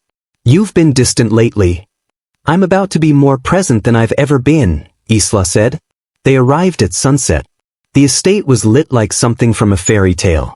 Torches lining the driveway. String lights in the trees. The house glowing from within. 200 of Manhattan's elite, gathering to celebrate a woman who'd abandoned her daughter. Isla stepped out of the car in her scarlet dress and felt every eye turn toward her. For once, the stairs didn't make her want to disappear. They made her stand taller. Victoria saw Isla immediately. There was a flash of something in her eyes, surprise, maybe even admiration, before the mask slid back into place. "Isla," Victoria said, kissing her cheeks. "How striking. That dress is quite bold." "Thank you," Isla said smoothly. "My mother made it. She's very talented." "I'm sure." The dismissal was automatic. Pavlovian. But Isla just smiled. Alexander was pulled away almost immediately by business associates. Isla didn't mind. She needed to move freely tonight. She circulated through the ballroom. Spoke to people who'd ignored her for 2 years. They were surprised. She was different somehow. More confident. More present. More dangerous. At 8 o'clock, Catherine Vandermeer made her entrance. She was 70 now, but elegant. Beautifully dressed, perfectly composed. She moved through the room accepting congratulations, giving speeches, playing the role she'd perfected over 50 years. And then her eyes landed on Isla. Catherine froze. Just for a moment. A micro-expression that most people wouldn't have caught. But Isla saw it. Recognition. Catherine recovered quickly. Continued her circuit of the room. But she kept glancing at Isla, her smile never quite reaching her eyes. At 9 o'clock, Victoria stepped to the microphone to give a toast honoring her mother. And Isla decided it was time. Isla walked to the center of the ballroom. Not to the microphone. Just to the middle of the room, where everyone could see her. Victoria paused mid-sentence. "I'm sorry to interrupt," Isla said clearly. Her voice carried. "But there's something I need to say." Alexander appeared at her side. "Isla, what are you doing?" "Trust me," she whispered. She turned to face Catherine Vandermeer. "Mrs. Vandermeer," Isla said, "I want to thank you for this beautiful event. C'est magnifique. Vraiment." Catherine's face went pale. Isla continued in French, but not standard French. The specific dialect, the family phrases, the Laurent family's private language. Ma grand-mère aurait adoré cette soirée. Elle disait toujours. She switched to the exact phrase Marcus had found in the letters. Le sang ne ment pas. Blood doesn't lie. The room was silent. Most people didn't understand the words. But Catherine did. And so did the few elderly relatives who remembered. "Who taught you that?" Catherine whispered. "Someone who knew your grandmother. Someone who knew the Laurent family before they became the Vandermeers." Isla reached for her locket. Opened it. Showed the photograph. "This is Marguerite Laurent, 1952. Your grandmother." She held it up so Catherine could see. "She looks exactly like me, doesn't she?" Catherine's hand went to her throat. Victoria stepped forward. "I don't understand what's happening." "Don't you?" Isla turned to face her. "Look at me, Victoria. Really look at me." "I don't." Mount Sinai Medical Center. April 15, 1993. Twin girls, born 3 minutes apart. Victoria's face went white. One baby kept. One baby given away. Isla's voice was steady, clear. One baby raised as a Vandermeer. One baby raised by a seamstress in Chinatown. "You're lying," Catherine said, but her voice shook. "Am I?" Isla pulled out the hospital records. The birth certificates. The photographs. "I have documentation. DNA tests. Financial records of a payment made to Mei Chen 3 days after birth. Proof that David Chen, an art history professor at Columbia, had an affair with you in 1992 and 1993. The room erupted in whispers. Alexander stared at Isla like he'd never seen her before. "What are you saying?" "I'm saying your mother is my twin sister." Chaos. Catherine collapsed. Not dramatically, just her knees giving out, Victoria and 2 other women catching her. Victoria stared at Isla, her face cycling through emotions too fast to track. Denial. Recognition. Understanding. "You knew," Victoria whispered. "How long have you known?" 2 months. "And you said nothing. Would you have believed me?" Isla asked. "Would you have accepted me? Or would you have found new ways to push me out?" Victoria had no answer.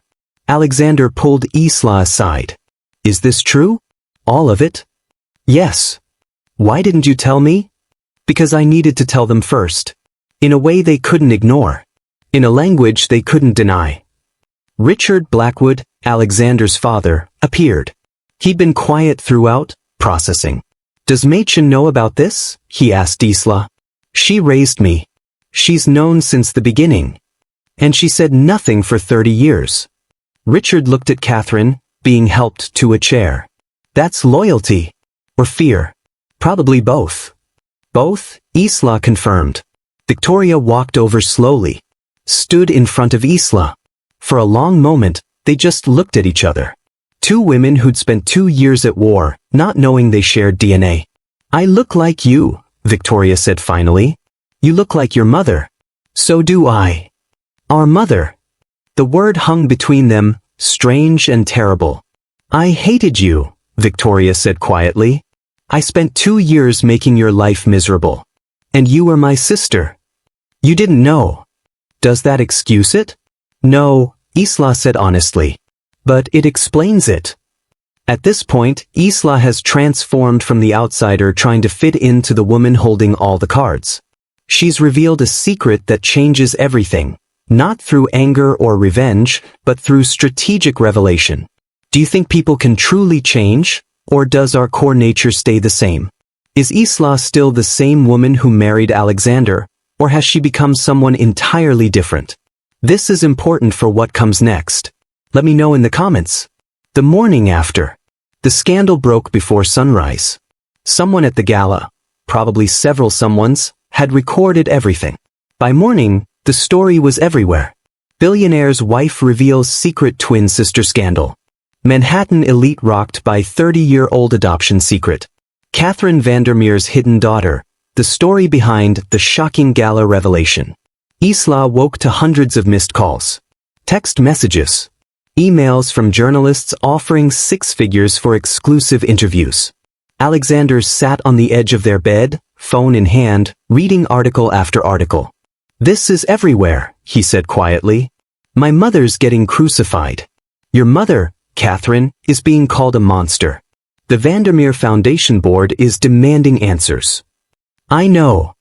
Do you?" He turned to face her. "Isla, you just destroyed multiple families in front of 200 witnesses. You humiliated my mother, exposed Catherine, made our entire marriage look like some cosmic joke. Is that what you think it is?" Isla asked. "A joke? I don't know what to think anymore." Alexander stood up. "I don't even know who you are. I'm the same person I've always been. You just know the whole story now." "No," Alexander said. "The Isla I married would never have done something like this. She would never have been this calculated. This cold." The words hit like a slap. Cold. Isla felt something sharp in her chest.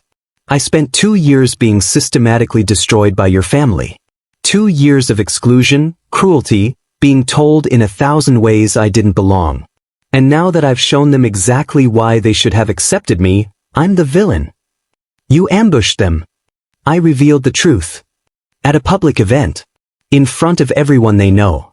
You didn't just tell the truth, Isla. You weaponized it." He wasn't wrong.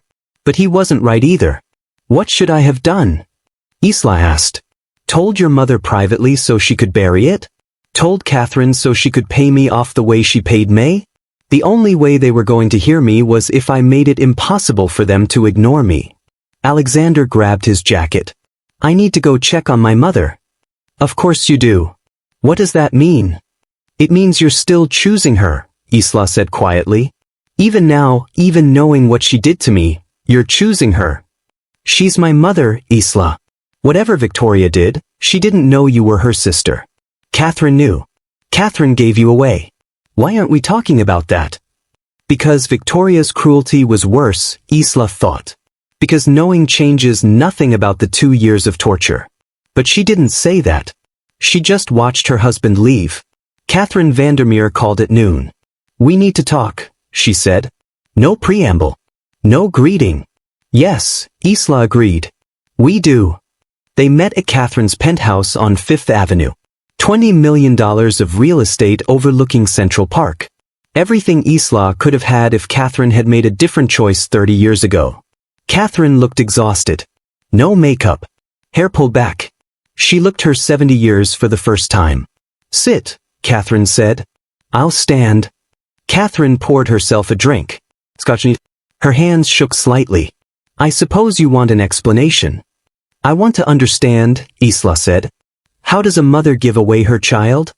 "Survival." Catherine's voice was flat. "Pure, desperate survival. I was having an affair with David Chen. I got pregnant. And I didn't know if the baby was his or my husband's." "So you waited to see?" "Yes." Catherine took a long drink. "When the ultrasound showed one baby, I thought I'd been lucky. One baby with ambiguous features. I could claim it was James's and no one would question it. But there were 2 babies. The second one was hiding. They missed her completely. When she was born." Catherine's voice cracked. "When I saw her, I knew. She looked like David. Like my family before I erased them to marry James. She looked like proof of everything I'd been trying to hide. So you gave her away. I gave you to someone who could love you without lies. Catherine looked at Isla directly. Machen was kind, decent, poor but hardworking. I convinced myself I was giving you a better life. Better than what? Better than wealth and privilege and your own family? Better than being the evidence of my betrayal, Catherine said quietly. James would have divorced me, taken Victoria, destroyed me. I would have lost everything, including the daughter I kept. So I made a choice. A terrible, unforgivable choice. But it was the only one I could see. Isla felt tears burning behind her eyes. You could have told me. At some point in 30 years, you could have reached out. And said what? Hello, I'm your birth mother who abandoned you, but here's a trust fund to make up for it. Catherine shook her head. I thought staying away was kinder. I thought if you never knew, you'd never feel the loss. I felt it every day of my life. The words hung between them. I know, Catherine whispered. I saw you at events. Recognized you the moment you married Alexander. Do you know what that was like? Watching my daughter marry into my family, watching Victoria torture you, knowing I couldn't say anything without destroying everyone. You could have stopped her. How? Victoria doesn't listen to me. Never has. She thinks I'm weak. Thinks I married for money. Catherine laughed bitterly. She's right. She's your daughter too. Both of us are. I know. Catherine set down her glass. I failed you both. Victoria grew up cold and cruel because I taught her that's how you survive in this world. And you grew up thinking you weren't enough because I made you believe you needed to earn what was yours by birth. Isla felt something shift in her chest. Not forgiveness, not yet. But understanding. What happens now? Catherine asked. I don't know, Isla admitted. I didn't think past the revelation. Did it feel good? Exposing me in front of everyone? Isla considered the question honestly. No. It felt necessary. But not good. Good, Catherine said. If it felt good, you'd be like me. And you're better than that. Victoria showed up at Isla's penthouse that evening. No warning. No call. Just knocked on the door and stood there when Isla opened it. Can I come in? Victoria asked. She looked different. Smaller somehow. The armor of wealth and status stripped away, leaving just a woman trying to understand how her world had shattered. Isla stepped aside. They sat in the living room, the same room where Victoria had once critiqued Isla's decorating choices, where she'd made subtle comments about proper Blackwood taste. Now neither of them knew who belonged here. I'm sorry, Victoria said finally. I know that's not enough. I know it doesn't change anything I did. But I am genuinely deeply sorry. Isla nodded. Waited. I spent 2 years trying to push you out of this family, Victoria continued. I convinced myself I was protecting Alexander. Protecting our legacy. But really, she paused. Really, I was protecting myself. From what? From being replaced. The honesty surprised Isla. Alexander was my whole life, Victoria explained. My identity. I was Mrs. Richard Blackwood, yes, but more importantly, I was Alexander's mother. The woman who shaped the heir. Who maintained the family standards.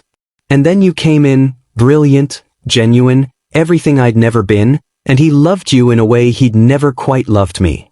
That's not the same kind of love. I know. Victoria's voice broke. But when you've built your entire existence around being needed, watching someone else become the center of your child's world feels like erasure. So I tried to erase you first. It almost worked. I know. Victoria looked at her hands. I pushed and pushed, using every social weapon I'd learned in 40 years of navigating this world. I was brilliant at it. Ruthless. I made you invisible while keeping my hands perfectly clean. Why are you telling me this now? Because you're my sister. Victoria said it like she was testing the words. My twin sister. We shared a womb. We should have shared a life. And instead, I spent 2 years torturing you. Tears ran down her face. I look at photos of us now, Victoria continued. Side by side. We have the same eyes. The same cheekbones. How did I not see it? How did no one see it? People see what they expect to see, Isla said. You expected me to be nobody. So that's what you saw. I was wrong. Yes. They sat in silence. Finally, Victoria asked, "Can you forgive me?" Isla thought about the question. About 2 years of cruelty. About exclusion and dismissal and systematic destruction. I don't know, she said honestly. Ask me again in a year. Victoria nodded. That's fair. But I don't hate you, Isla added. I did for a while. But now I just feel sad. Sad for what we could have been if Catherine had made different choices. Sad for the relationship we'll never get back. We could start now, Victoria said tentatively. Build something new. As sisters. Isla looked at this woman, her twin, her tormentor, her family. Maybe, she said, but on equal terms. No more games. No more manipulation. If we're going to be sisters, we're going to be real. I don't know if I know how to be real. Learn. Isla's voice was firm. Because I'm done pretending to be less than I am to make other people comfortable. Victoria stood to leave. At the door, she turned back. For what it's worth, she said quietly, Catherine was right to be afraid. If I'd known I had a sister, especially a sister like you, I would have demanded to keep you. I would have fought for you. Would you? I don't know, Victoria admitted. I'd like to think so. But I was raised to value image over truth. Maybe I would have chosen the lie too. She left. And Isla stood in the doorway of her penthouse, her home, earned not given, feeling something she hadn't felt in years. Alexander came home at midnight. Found Isla on the balcony, looking at the city lights. Victoria came to see me, he said. Told me about your conversation. And I owe you an apology. He stood beside her. I said you were cold. Calculated. But you weren't. You were strategic. There's a difference. Is there? Yes. Alexander took her hand. Cold would have been cruel for cruelty's sake. You were cruel because it was the only language they understood. The only way to make them hear you. Isla turned to face him. Do you understand why I didn't tell you? I think so. You needed to control the narrative. If you told me first, I would have tried to manage it. Tried to protect my mother. Tried to find a quieter way. And the truth would have been buried. Yes, Alexander admitted. I would have prioritized family peace over your pain. Because that's what I was raised to do. Protect the image. Maintain the status quo. And now? Alexander was quiet for a long moment. Now I realize I married a woman who spent 2 years being destroyed, and instead of protecting her, I asked her to try harder to fit into the machine that was destroying her.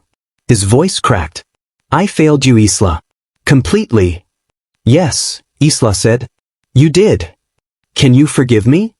It was the second time someone had asked her that today. I don't know yet, Isla said honestly. Because I don't know if you've actually changed or if you're just reacting to the drama. When this all calms down, when the scandal fades, will you still see me? Or will you go back to expecting me to be quiet and accommodating? I want to change. Wanting isn't the same as doing. I know. Alexander pulled her close. So let me prove it. Give me a chance to be the husband you deserved from the beginning. Isla leaned into him. Let herself feel the comfort of his arms while knowing comfort wasn't enough anymore. One chance, she said. The media circus lasted 3 weeks. News stories. Think pieces. Social media debates about adoption ethics, wealth inequality, family secrets. The Vandermeer Foundation released a statement saying Catherine had stepped back from public duties to focus on family matters. Translation, she'd been forced out. Victoria disappeared from the charity circuit. Stopped hosting events. Became invisible in the world where she'd once been royalty. The society that had excluded Isla rallied around Catherine and Victoria. It was fascinating to watch. These same women who'd made Isla's life hell suddenly became experts on forgiveness and second chances. We all make mistakes. Who are we to judge a mother's desperate choice? That poor family, having their private pain exposed so publicly. Isla watched it all with a strange detachment. She'd expected vindication. Expected the people who'd excluded her to apologize, to acknowledge their cruelty. Instead, they circled the wagons around the women they knew. Because that's what power does. It protects itself. But something unexpected happened too. Other women reached out. Women who'd felt excluded, dismissed, erased by Manhattan's elite circles. Women who'd married into wealth and struggled to belong. They saw themselves in Isla's story. And they told her she'd been brave. "You said what we all wish we could say," one woman wrote. "That we're enough. That we don't need their approval to exist." That response, from women she'd never met, women who understood what it meant to be perpetually on the outside, that mattered more than any society apology.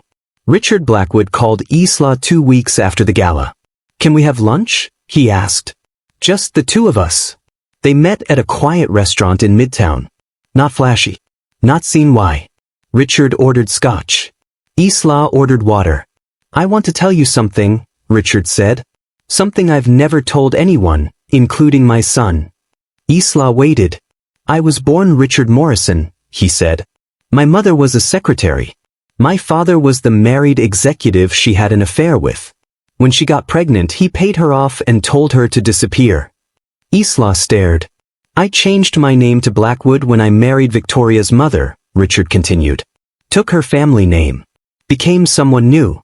No one in our circles knows my real history except Victoria, and I've never been sure if she actually cared or just appreciated the irony. Why are you telling me this? Because I understand what it's like to be the secret, the mistake, the thing people want to erase." Richard looked at her directly. "And I understand what it takes to survive in a world that's determined to remind you that you don't belong. You built an empire. I did. And it cost me everything soft in myself. I became hard because hard was the only way to survive. I see Victoria doing the same thing, becoming brittle and cruel because that's what she learned from watching me." "Where is this going?" Isla asked. "I'm saying I'm proud of you," Richard said simply. "You could have become like us. Calculating. Using wealth and power as weapons. Instead, you stayed human. Stayed kind. Even your revelation at the gala. It was strategic, yes, but it wasn't cruel. You told the truth. That's not the same as destruction." Isla felt tears prick her eyes. "Alexander is lucky to have you," Richard continued. "And if he's smart, he'll spend the rest of his life proving he deserves you. If he's not..." Richard smiled slightly. "Well, you're a Vandermeer. You don't need a Blackwood to be powerful." It was the first time anyone in Alexander's family had treated her like she belonged. Not despite her history. Because of it. The confrontation is over. Catherine is exposed, Victoria is apologizing, Alexander is promising to change, and Isla has revealed her truth to everyone. Do you feel satisfied with how this played out? Or would you have wanted Isla to do something different? Should she have been crueler? Kinder? Kept the secret? There's no wrong answer here. I want to know what you would have done in her position. Let me know in the comments. Life has a strange way of settling after earthquakes. The scandal that had dominated Manhattan society pages for 3 weeks gradually faded. New dramas emerged. Different families imploded. The wealthy moved on as they always do. But the aftermath reshaped everyone it touched. Catherine Vandermeer lost everything she'd spent 50 years building. The Vandermeer Foundation board forced her resignation. Not publicly, that would have been too messy. But behind closed doors, they made it clear. Her presence was a liability. The foundation can't be associated with this kind of scandal. Translation, you embarrassed us. Her social invitations dried up. The women who'd lunched with her for decades suddenly had scheduling conflicts. Charity galas happened without her name on the committee. She'd become what she'd feared most, invisible. Catherine sold the Fifth Avenue penthouse. Moved to a smaller apartment in the West Village. Still wealthy by any reasonable standard, James Vandermeer's death had left her with a $50 million trust fund. But wealth without status is just numbers in an account. Isla heard through Richard that Catherine had started volunteering at a women's shelter. Teaching sewing classes to women trying to rebuild their lives. She's trying to atone, Richard said. In her own way. Isla didn't reach out. Wasn't ready to. But she thought about Catherine sometimes. About a woman who traded her identity for belonging, only to lose both in the end. There was a lesson there about the cost of pretending to be someone you're not. Victoria Blackwood disappeared from public life for 4 months. No charity galas. No committee meetings. No carefully curated appearances at cultural events. People whispered. Some said she'd had a breakdown. Others claimed she was hiding in shame. The truth was simpler. Victoria was learning who she was without the armor. When she finally resurfaced, she was different. Not dramatically. Not obviously. But different. She'd started therapy, real therapy, not the luxury spa wellness retreats that Manhattan elite called mental health care. She'd cut her hair. Wore less makeup. Dressed in simpler clothes that didn't scream old money. And slowly, carefully, she reached out to Isla. Not with grand gestures or dramatic apologies. Just small things. A text. Saw this article on the Lauron family history. Thought you might find it interesting. An email. There's a gallery opening next week. Would you want to go? No pressure. A voice message. I'm learning French. It's harder than I expected. But I want to know where we come from. Isla responded to some. Ignored others. She wasn't ready to be sisters. Maybe she never would be. But she was willing to be cordial. To acknowledge the DNA they shared while maintaining boundaries. 3 months after the revelation, they had coffee. Just the two of them. I joined a support group, Victoria said. For adult adoptees and people with complex family situations. It's been illuminating. How so? I realized I've spent my whole life trying to earn love by being perfect, Victoria explained. Perfect daughter. Perfect wife. Perfect mother. And it never worked. Alexander still preferred you. My parents still disappointed me. No amount of perfection was ever enough. Because love isn't earned, Isla said quietly. It's given. I know that now. Victoria stirred her coffee. I'm not asking you to love me. I'm not even asking you to like me. I just want you to know I'm trying to be better. Why? Isla asked. Why now? Because I looked in the mirror and saw our mother, Catherine, trading everything real for something shiny and hollow. And I realized I'd become exactly what I'd always resented about her. It was the most honest thing Victoria had ever said to her. They weren't friends. But they were no longer enemies. It was enough. Alexander kept his promise. The first few weeks after the revelation, Isla waited for him to slip back into old patterns. To prioritize his mother's feelings. To ask Isla to be smaller, quieter, more accommodating. He didn't. When Victoria complained that Isla had destroyed the family, Alexander shut it down. Isla revealed the truth. You destroyed yourself through cruelty. Those aren't the same thing. When Catherine tried to arrange a family meeting to clear the air, Alexander refused. Isla will meet with you when she's ready. Not when it's convenient for you. When society invitations came addressed to Mr. Alexander Blackwood and guest, Alexander returned them with a note.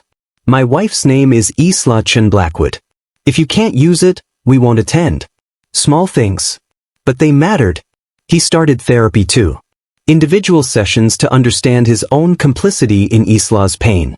I was raised to prioritize image over truth, he told Isla one night. My father did it. My mother perfected it. And I absorbed it without questioning. I thought protecting the family name was the same as protecting the people I loved. It's not. I know that now. But knowing and undoing 40 years of conditioning are different things. I'm trying. I see that, Isla said. And I appreciate it. Their marriage didn't magically heal. But it started to rebuild on something stronger than romance or passion. On honesty. On respect. On seeing each other clearly. 6 months after the revelation, they were still together. Still working. Still learning how to be partners instead of performers. It wasn't perfect, but it was real. While Catherine fell and Victoria transformed, Isla flourished. The Whitney exhibition was a massive success. Critics praised her catalog essay. Museums started reaching out for consultations. Columbia offered her a position as an adjunct professor. teaching art history with a focus on identity, heritage, and contemporary practice. Her first class had 60 students. The waiting list was longer. She stood in front of that classroom, a room full of young people who wanted to understand art, culture, the stories we inherit, and felt something shift in her chest. This was what belonging felt like. Not performing, not pretending, just existing in her expertise and having it valued. The scandal that was supposed to destroy her had actually done the opposite. It made her visible, made her story matter. Women reached out constantly. Women who'd married into wealthy families and struggled with exclusion. Women who'd been adopted and spent their lives feeling displaced. Women who'd been told they weren't enough. They saw themselves in Isla. And Isla realized her pain hadn't been pointless. It had given her a platform, a voice, a way to help others who were still fighting battles she'd survived. She started a podcast. Bloodlines, Stories of Identity, Belonging, and Finding Home. The first episode got 10,000 downloads. By month 3, she had sponsors. By month 6, 500,000 subscribers. She'd become exactly what Victoria's world feared, powerful without needing their approval. Through everything, May remained Isla's constant. The woman who'd raised her, loved her, sacrificed everything for her. When the scandal broke, journalists tried to paint May as complicit, a co-conspirator in Catherine's crime. Isla shut that down immediately. She gave one interview, a major profile in the New York Times. In it she was clear, May Chen saved my life. Catherine Vandermeer gave birth to me, but May raised me. She taught me everything I know about love, sacrifice, and dignity. Anyone who suggests she did something wrong doesn't understand what it means to save a child. The narrative shifted. People started seeing May as what she was, a hero who'd stepped in when biology failed. A fashion magazine did a feature on her work. The seamstress who raised Manhattan's most talked about woman. Orders poured in. Women who wanted garments made by the woman who'd taught Isla strength. May hired 2 assistants. Moved to a larger studio in Soho. At 65 years old, she was finally being recognized for her artistry. This is too much, May said when Isla visited the new studio. All this attention because of you. No, Isla corrected. This attention is because you're brilliant. I just gave people a reason to notice what was always there. May cried. Happy tears for once. I don't regret it, May said quietly. Taking you. Raising you. Even knowing the pain it would cause. I don't regret a single day. I know, Mum, Isla said. Not May. Because DNA didn't make a mother. Love did. 8 months after the revelation, Catherine's lawyer contacted Isla. Mrs. Vandermeer would like to establish a trust fund in your name, he explained. $25 million. As recompense for the childhood you were denied. Isla met with the lawyer in his downtown office. I don't want her money, Isla said. Mrs. Chen, with respect, $25 million could. I don't want it. The lawyer looked confused. People didn't turn down $25 million. What do you want? He asked. Isla thought about it.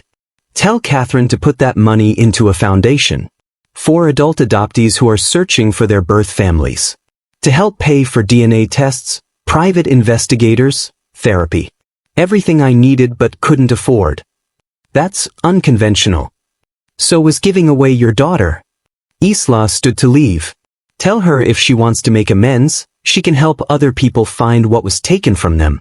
That's the only inheritance I want. The Catherine Laurent Foundation for Family Reconnection was established 3 months later. $25 million dedicated to helping adoptees find truth. It wouldn't erase what Catherine had done. But it was something. 1 year after the revelation, Isla received an invitation. The Laurent family reunion. Quebec. Summer 2024. Catherine's extended family, cousins Isla had never met, aunts and uncles who hadn't known she existed, wanted to meet her. To welcome her home. Isla almost declined. But something made her say yes. She flew to Quebec with Alexander and May. The 3 of them, together. The Laurent family met them at a small house outside Montreal. 30 people. spanning 4 generations. They looked at Isla and saw their grandmother, their great-aunt, themselves. They spoke the language she'd learned, sang songs she now knew. An elderly woman, Catherine's cousin, pulled Isla aside. "We didn't know about you," she said in French. "Catherine never told us she had twins. But the moment I saw your picture, I knew. You look exactly like Marguerite." Their grandmother, the woman in the locket. "Why did she cut you all off?" Isla asked. Pride. Shame. She thought marrying an American millionaire meant leaving her past behind. "We tried to stay in touch, but Catherine wanted to forget where she came from." That must have hurt. It did. But families are complicated. We carry wounds and love in equal measure. The woman took Isla's hand. "You're here now. That's what matters." They spent the weekend learning family stories, looking at old photographs, speaking a language that finally felt like home. On the last night, they gathered around a fire. Someone brought out a guitar. They sang songs Isla was learning. And for the first time in her life, Isla felt like she belonged. Not because of wealth. Not because of achievement. Because of blood and history and roots that went deeper than money could buy. Catherine lives quietly in the West Village. She and Isla exchange emails occasionally. Brief, polite. They may never have a real relationship, but they have peace. Victoria continues therapy. She's rebuilding her identity separate from status and cruelty. She and Isla have coffee every few months. It's awkward, but they're trying. Some wounds take time. Alexander runs Blackwood Global Shipping, but he's changed how the company operates. More ethical practices. Better treatment of workers. He's trying to build a legacy based on values, not just wealth. Richard retired last year. Spends his time mentoring young entrepreneurs from working-class backgrounds, teaching them how to survive in worlds that don't want them. He and Isla have breakfast once a month. He's become the father figure she never had. May runs a thriving atelier in Soho. She's training young designers, teaching them that fashion is art and dignity matters. She's finally being celebrated for her genius. And Isla? Isla teaches at Columbia, runs her podcast, consults for museums. She's writing a book about identity, belonging, and the families we choose. She's also pregnant again. 3 months along. A son this time, if the ultrasound is right. They're naming him David, after her biological father, after the love that created her, even if it was complicated. She's building a life where her child will never have to wonder if he belongs. Where love is given freely, not earned through performance. Where truth matters more than image. That's the real inheritance. Not money. Not status. But the freedom to be fully, completely yourself. Looking at where everyone ended up, Catherine diminished, Victoria transformed, Isla thriving. Do you believe in karma? Or is this just the natural consequence of choices? Does the universe balance itself, or do we create our own justice? I want to hear what you think. Drop your thoughts in the comments. Here's what Isla's story teaches us. Belonging is not something you earn from others. It's something you claim for yourself. For 2 years, Isla tried to fit into a world that didn't want her. She contorted herself, dimmed her light, apologized for existing. And it was never enough. Because the problem was never Isla. The problem was a system designed to make certain people feel superior by making others feel small. When Isla finally stopped asking for permission to exist, when she stood in that ballroom and spoke in a language they couldn't ignore, everything changed. Not because she became someone different. Because she finally became completely herself. I asked Isla once, during an interview for her book, what advice she'd give to someone fighting a similar battle. Her answer surprised me. Stop fighting, she said. Not because you should give up, but because you're fighting the wrong battle. You're trying to prove your worth to people who've already decided you don't have any. That's a game you can't win. So what's the right battle? Building a life so authentic that their opinion becomes irrelevant. She explained it like this. When I was trying to fit into Victoria's world, I was giving her all the power. My happiness depended on her acceptance. My worth was measured by her approval. That's not a life, that's a hostage situation. But when I discovered who I really was, when I learned about my heritage, my family, my true identity, suddenly her opinion didn't matter anymore. I wasn't asking to be let into her world. I was claiming my own. That's the shift that changes everything. From seeking validation to knowing your value. From asking permission to taking your place. From being smaller to make others comfortable to being exactly as large as you were meant to be. Isla's son, David Chen Blackwood, will grow up in a different world than his mother did. He'll grow up knowing exactly who he is. Where he comes from. The complicated, messy, beautiful truth of his family. He'll have a grandmother who makes art with her hands. Another grandmother who's learning to be honest. A grandfather who understands what it means to survive in hostile territory. He'll have an aunt, his mother's twin sister, who's learning that love is more important than status. And he'll have parents who chose truth over image. I want him to know that belonging isn't about fitting into someone else's vision, Isla told me. It's about being so grounded in who you are that you create belonging wherever you go. That's the real inheritance. Not money. Not status. Not a seat at tables that were never meant for you. But the absolute certainty that you are enough, exactly as you are. People ask Isla if she hates Victoria. The answer is always the same, no. I understand her. Victoria spent her whole life trying to earn love by being perfect. She learned from Catherine that belonging had to be purchased with your identity. So she did what she was taught. She protected her position by eliminating threats. I was a threat. Not because of who I was, but because of what I represented. The possibility that love could be unconditional. That you didn't have to perform to matter.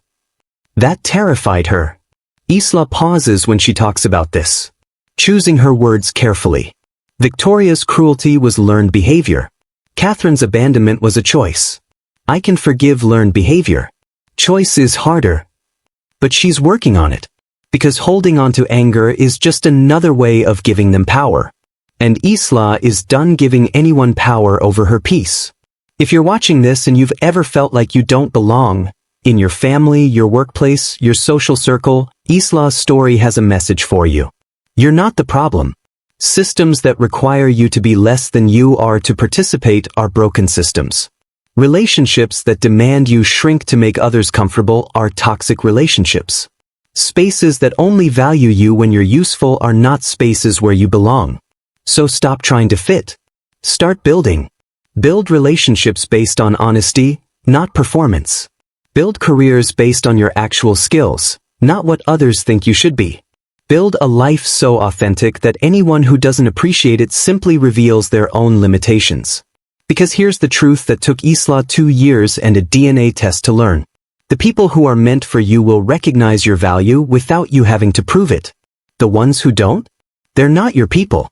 And that's okay. You don't need everyone to see your worth. You just need the right people to see it. And you need to see it yourself. Isla's story isn't really about wealth or society or family secrets. It's about a universal human struggle, the battle between who we are and who the world tells us we should be. Catherine chose to be who the world wanted. It made her wealthy, respected, and ultimately hollow. Victoria chose to protect the image at all costs. It made her powerful, feared, and profoundly lonely.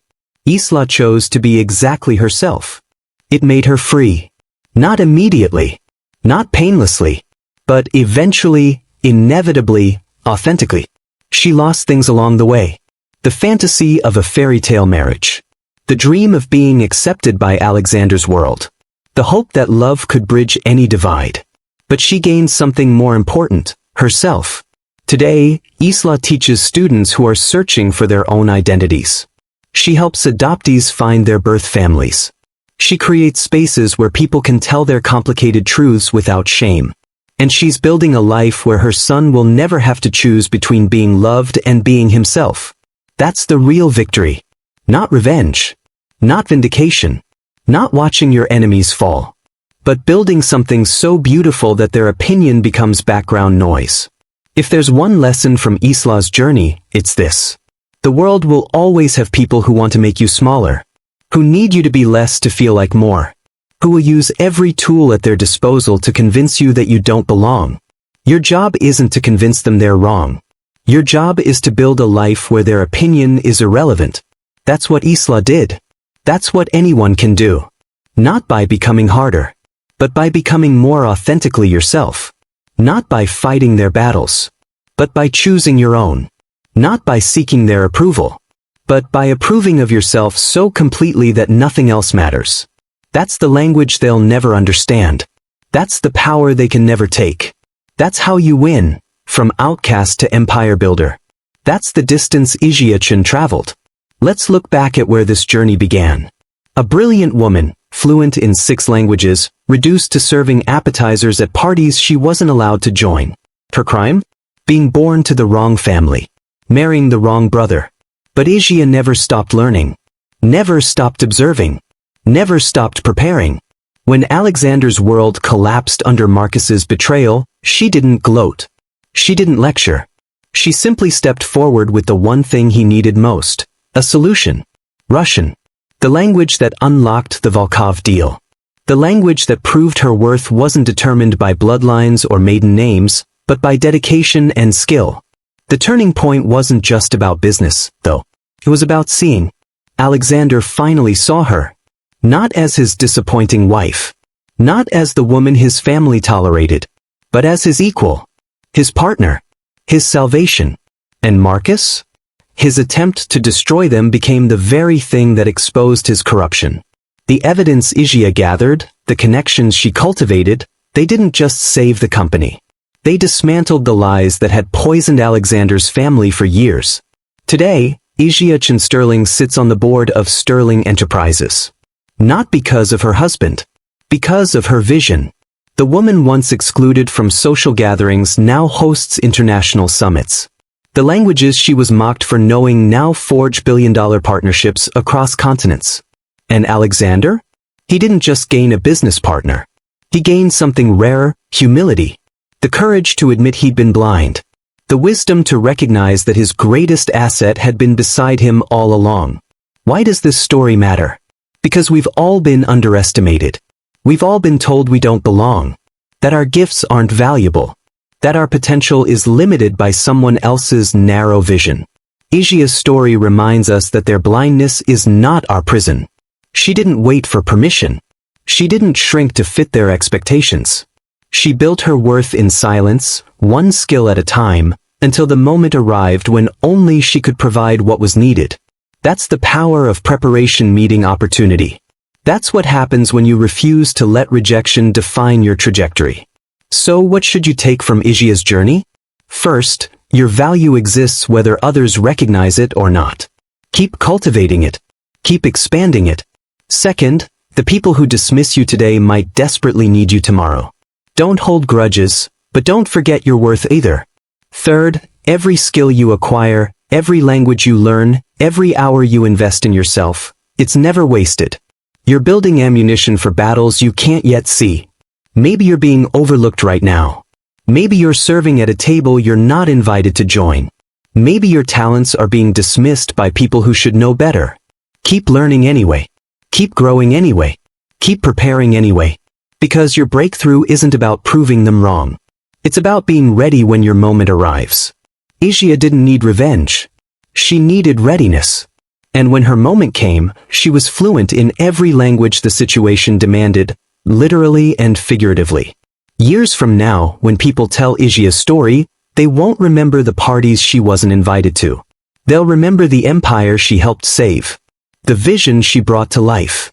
The standard she set for what partnership really means. That's the only invitation that matters. The one you extend to yourself to become who you're meant to be. If this story moved you, inspired you, or taught you something valuable about resilience and success, please leave a like and share your biggest takeaway in the comments. I read every single one, and your insights make this community special. What skill are you cultivating right now that others don't see the value in yet? Drop it below. Your preparation isn't wasted, it's just waiting for its moment. Thanks for watching, and see you in the next one. Remain blessed as you subscribe to the channel.